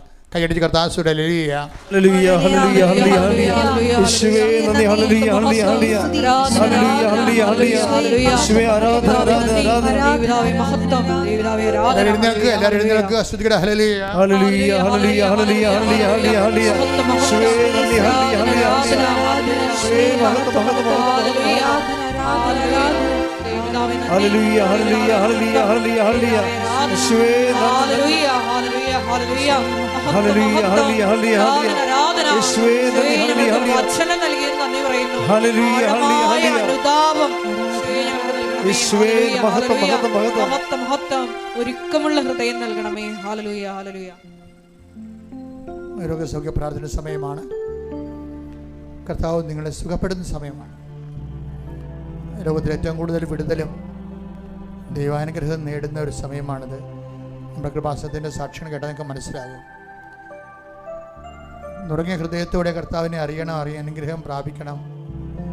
ഇവിടെ വന്നാൽ കർത്താവ് നിങ്ങളെ സഹായിക്കും എന്ന് വിചാരിച്ച് കഷ്ടപ്പെട്ടും അതിനുവേണ്ടി കടം മേടിച്ചൊക്കെ വന്ന ആൾക്കാരുണ്ട്. ഒരു കുഞ്ഞിനെ പോലും കർത്താവ് വെറുതെ വിടത്തില്ല. കർത്താവിൻ്റെ വചനത്തിനുള്ള പ്രധാനപ്പെട്ട വാക്കാണ്, ഞാൻ വെറും കൈയോടെ അവരെ പറഞ്ഞു വിട്ടാൽ അവർ വഴി തളർന്ന് വീഴുവെന്ന്. അതുകൊണ്ട് നിങ്ങൾക്ക് മനസ്സിലാകാം, കർത്താവ് ഒരു കുഞ്ഞിനെ പോലും വെറും കൈയോടെ ഇവിടുന്ന് പറഞ്ഞു വിടത്തില്ല. കൈയടിക്കട്ടെ. ഹല്ലേലൂയ ഹല്ലേലൂയ ഹല്ലേലൂയ യേശുവേ ആരാധന ആരാധന ഹല്ലേലൂയ ഹല്ലേലൂയ ഹല്ലേലൂയ മഹത്വം മഹത്വം ആരാധന ആരാധന ഹല്ലേലൂയ. നീതിയായവൻ ആരാധനമഹിക്കുന്നവൻ നീതിയായവൻ ആരാധനമഹിക്കുന്നവൻ നിന്നെ കൈവിടാത്തവൻ യേശുവിൻ കൂടെ എന്നെ കൈവിടാത്തവൻ യേശുവിൻ കൂടെ പരീക്ഷയെ അനുവദിച്ച പരിഹാരവേദിയായരുമിട്ടുണ്ട് പരീക്ഷയെ അനുവദിച്ച പരിഹാരവേദിയായരുമിട്ടുണ്ട് എന്തിനു ചോദ്യമില്ല എന്റെ നൈതന്യായ എന്തിനു ചോദ്യമില്ല എന്റെ നൈതന്യായ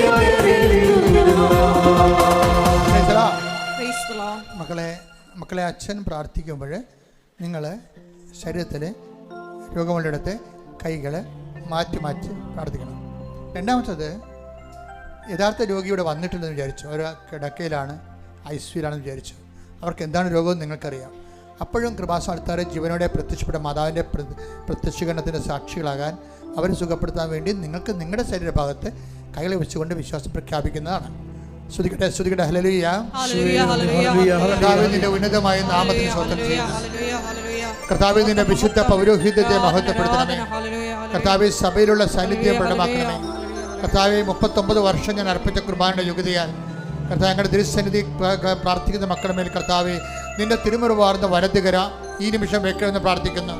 ജോലിയില്ലാത്തവർ, സാമ്പത്തിക തകർച്ച നേരിടുന്നവരെ, വീടില്ലാത്തവർ, വഴിയില്ലാത്തവരെ, ഇൻ്റർവ്യൂ കഴിഞ്ഞ് ടെസ്റ്റ് കഴിഞ്ഞതിന് ശേഷം ജോലി കിട്ടാതെ വിഷമിക്കുന്നവർ, ഓഫർ ലെറ്റർ വന്നതിന് ശേഷം മെൻറ്റൽ പോസിറ്റീവ്സ് ഇല്ലാത്തവർ, പരീക്ഷ എഴുതിയവർ, റിസൾട്ട് പ്രതീക്ഷിക്കുന്നവർ, ആ റിസൾട്ട് മോശമായി പോയവർ, റീടെസ്റ്റിന് കൊടുത്തിരിക്കുന്നവർ, ഇവർ റീവാലുവേഷന് കൊടുത്തിരിക്കുന്നവർ, കർത്താവെ കടകമ്പോളം നടത്തുന്നവർ, കുടിൽ വ്യവസായങ്ങൾ നടത്തുന്നവർ, വ്യാപാര ദിവസങ്ങൾ നടത്തുന്നവർ, കസ്റ്റമേഴ്സ് ഇല്ലാത്ത ബിസിനസ്സുകാർ, എല്ലാ വിഷയങ്ങളും സമർപ്പിച്ച് പ്രാർത്ഥിക്കുന്നു.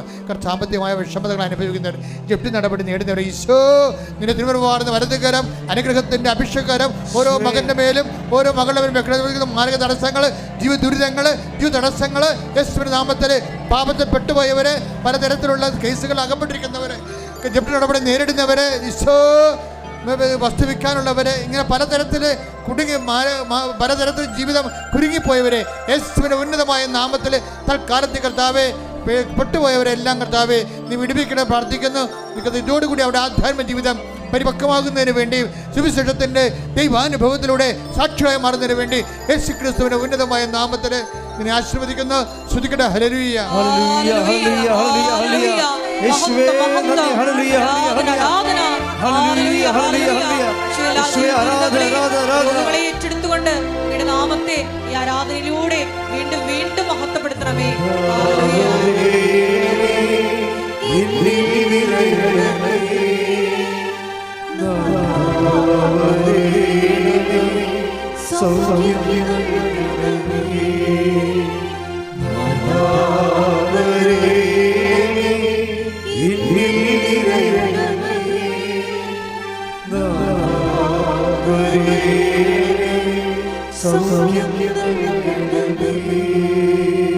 പരിശുദ്ധ പരമദിവ്യകാരുണ്യത്തിന് ആരാധനയും സ്തുതിയും പുകഴ്ചയും ഉണ്ടായിരിക്കട്ടെ.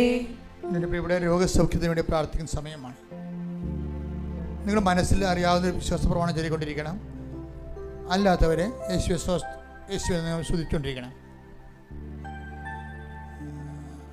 കർത്താവിന്റെ തരിമറുവാർന്ന വലതുകരത്താൽ നിങ്ങളെ സ്പർശിക്കുന്ന സമയമാണ്. കർത്താവിന്റെ ഉന്നതമായ നാമത്തിന് സ്തോത്രം ചെയ്യുന്നു. കർത്താവിന്റെ വിശുദ്ധ പൗരോഹിത്യത്തെ നീ മഹത്വപ്പെടുത്തണമേ.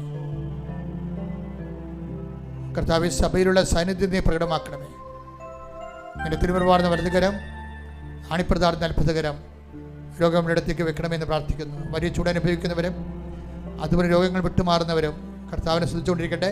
ദൈവത്തിൻ്റെ കരുണ നിന്നിലേക്ക് ആവശ്യിക്കുന്നു. അപസ്മാര രോഗികൾ, ഓട്ടിസം രോഗികൾ, എപ്പിലെപ്സി രോഗികൾ കർത്താവെ അവരെ ഉച്ചമുതൽ ഉള്ളം കാല് വരെ അങ്ങനെ പരിശുദ്ധമായ രക്തത്താൽ അവരെ കഴുകണമേ എന്ന് പ്രാർത്ഥിക്കുന്നു. സംസാരിക്കാത്ത കുഞ്ഞുങ്ങൾ, എഴുന്നേറ്റ് നടക്കാത്ത കുഞ്ഞുങ്ങളെ, കിടന്ന് കിടപ്പായ രോഗികൾ എല്ലാം കർത്താവ് അടിപ്പഴ പോലെ വൈതാക്കാലം ദൈവികമായ ശക്തി അവരിലേക്ക് ആവശ്യിക്കട്ടെ എന്ന് പ്രാർത്ഥിക്കുന്നു. കർത്താവെ മക്കളില്ലാത്തവരെ, വർഷങ്ങളായിട്ട് മക്കളില്ലാത്തവരെ അങ്ങ് സ്പർശിക്കണേ പ്രാർത്ഥിക്കുന്നു. ജനിതക തടസ്സങ്ങൾ യേശുക്രിസ്തു നാമത്തെ മാറിപ്പോകൊണ്ടെന്ന് കൽപ്പിക്കുന്നു. ഭവനെ കർത്താവ് പലതരത്തിലുള്ള വേദന അനുഭവിക്കുന്നവർ, കണ്ണിന് കാഴ്ചക്കുറവുള്ളവർ, നെഞ്ചിന് വേദനയുള്ളവർ, ഹൃദയത്തിന് ശ്വാസകോശങ്ങൾക്കെല്ലാം തടസ്സങ്ങളുള്ളവർ കർത്താവിന് വിശുദ്ധമായ രക്തത്താൽ ശ്വാസകോശങ്ങൾ കഴുകപ്പെടട്ടെ. ഹൃദയത്തിന് വാലുകൾ തടസ്സങ്ങൾ മാറട്ടെ. എപ്പിലെപ്സി രോഗികളെ കർത്താവെ, അതുപോലെ വലിവ് രോഗികൾ, അസ്മ രോഗികൾ കർത്താവെ, സിസ്റ്റ് രോഗികൾ, മുഴകളുള്ളവർ, പിസിയോടി രോഗികൾ, പിസ്റ്റുല രോഗികൾ, അരിസ്റ്റസ് രോഗികൾ, അൾസർ രോഗികൾ, കർത്താവിൻ്റെ വാത രോഗികൾ കർത്താവിൻ്റെ ഉന്നതമായ നാമത്തിൽ സഭയുടെ അധികാരത്തിൽ കൃപാസനം അൾത്താറെ ജീവനോടെ പ്രത്യക്ഷപ്പെട്ട പരിശുദ്ധ അമ്മയുടെ മാധ്യസ്ഥത്തിൽ യേശുക്രിസ്തു നാമത്തിൽ മാരക രോഗങ്ങൾ, തീരവേദികൾ യേശുവിന്റെ നാമത്തിൽ മാറിപ്പോകട്ടെ. ഹല്ലേലൂയ, ഹല്ലേലൂയ, ഹല്ലേലൂയ, ഹല്ലേലൂയ. യേശുവേ നന്ദി. ഹല്ലേലൂയ, ഹല്ലേലൂയ.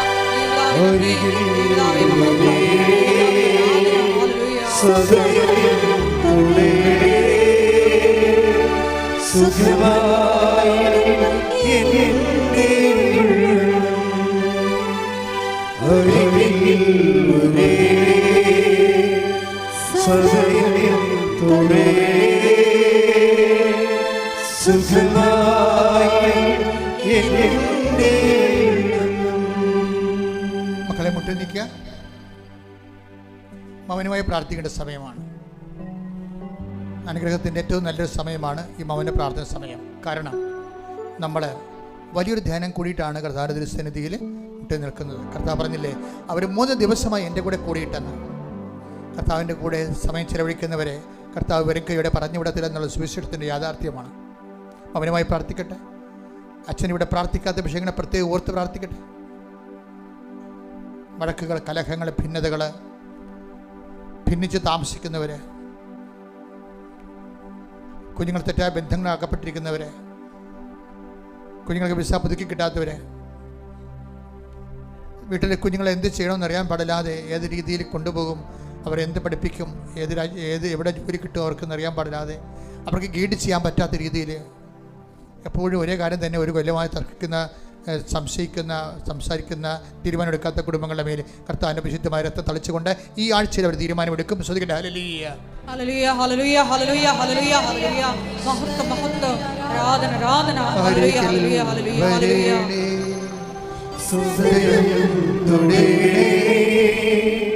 സുഖമായി സ്വരത്തിൽ പാടുക.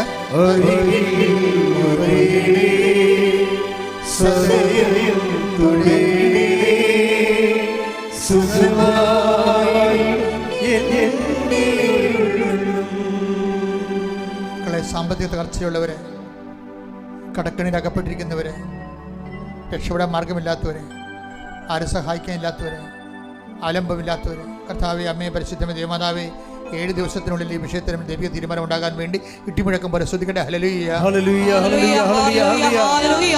മഹത്വം, മഹത്വം, ആരാധന, ആരാധന. ഹല്ലേലൂയ.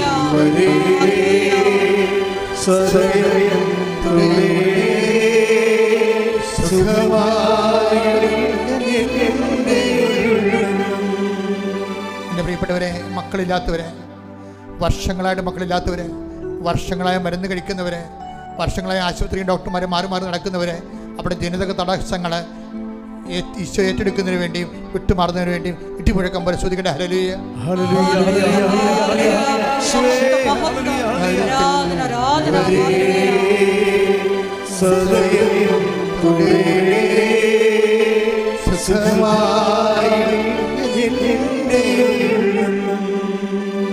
എൻ്റെ പിതാവേ, അങ്ങനെ മക്കൾ അങ്ങനെ ദിവസം കണ്ണീരായി നിൽക്കുകയാണ്. അവരെ ചൊരിഞ്ഞ കണ്ണുനീരിന് കാരുണ്യം കണക്കുമില്ല, അവരെ ആശ്രയിപ്പിക്കാൻ ഇടമില്ല, ഓടി ഒളിക്കാൻ ഇടമില്ലെന്ന് പറഞ്ഞേക്കുറിച്ച് എഴുതിയിരിക്കുന്ന പോലെ തന്നെ മക്കൾ, മനുഷ്യൻ്റെ മുഖത്ത് വെക്കാൻ പറ്റാത്ത മക്കൾ, ജോലിയില്ലാത്തതിൻ്റെ പേരിൽ, വിവാഹം ഒത്തു വരാത്തതിൻ്റെ പേരിൽ പള്ളിപ്പോലും മക്കൾ പോകാതിരിക്കുന്ന മക്കളുണ്ട്, അവർക്ക് ഓടി ഒളിക്കാൻ ഇടമില്ലാത്ത മക്കളുണ്ട്. അവിടെ എല്ലാ കണ്ണുനീരുകളും ഉറക്കം അവർ വീട്ടിൽ നിന്ന് ഇറങ്ങാതെ ഒളിച്ച് താമസിക്കുന്ന പോലെ സമൂഹത്തിൽ നിന്ന് ഒളിച്ച് താമസിക്കുന്ന മക്കളുണ്ട്. ഈശോ, അവരെ നീ പാതാളത്തിൽ ഇറങ്ങി കൂട്ടിക്കൊണ്ട് വന്നതുപോലെ കർത്താവെ, മനുഷ്യൻ്റെ പാതാളങ്ങളിൽ നിന്ന് അവരെ കൂട്ടിക്കൊണ്ടുവരാൻ കർത്താവിനെ ഉയർത്തുന്ന പിന്നെ ശക്തി നിന്റെ ഇരുട്ടറകളിലേക്ക് പ്രവേശിക്കട്ടെ. ഇടിമുഴക്കം പോലെ ശ്രദ്ധിക്കട്ടെ.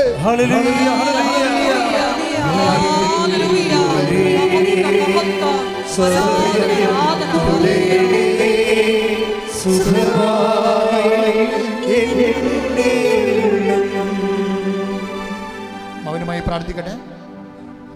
ജീവിതാവശ്യങ്ങൾ മൗനമായി പ്രാർത്ഥിക്കട്ടെ.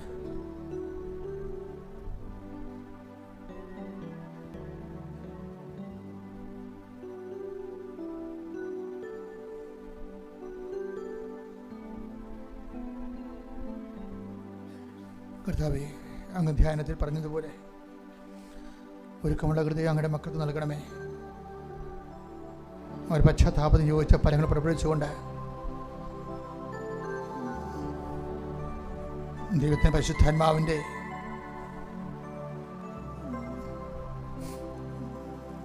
മുപ്പതും 60 100 മേനി കായ്ക്കുന്ന കൃപയുടെ വിളനിലമായി അങ്ങയുടെ മക്കളെ മാറ്റണമെന്ന് പ്രാർത്ഥിക്കുന്നു.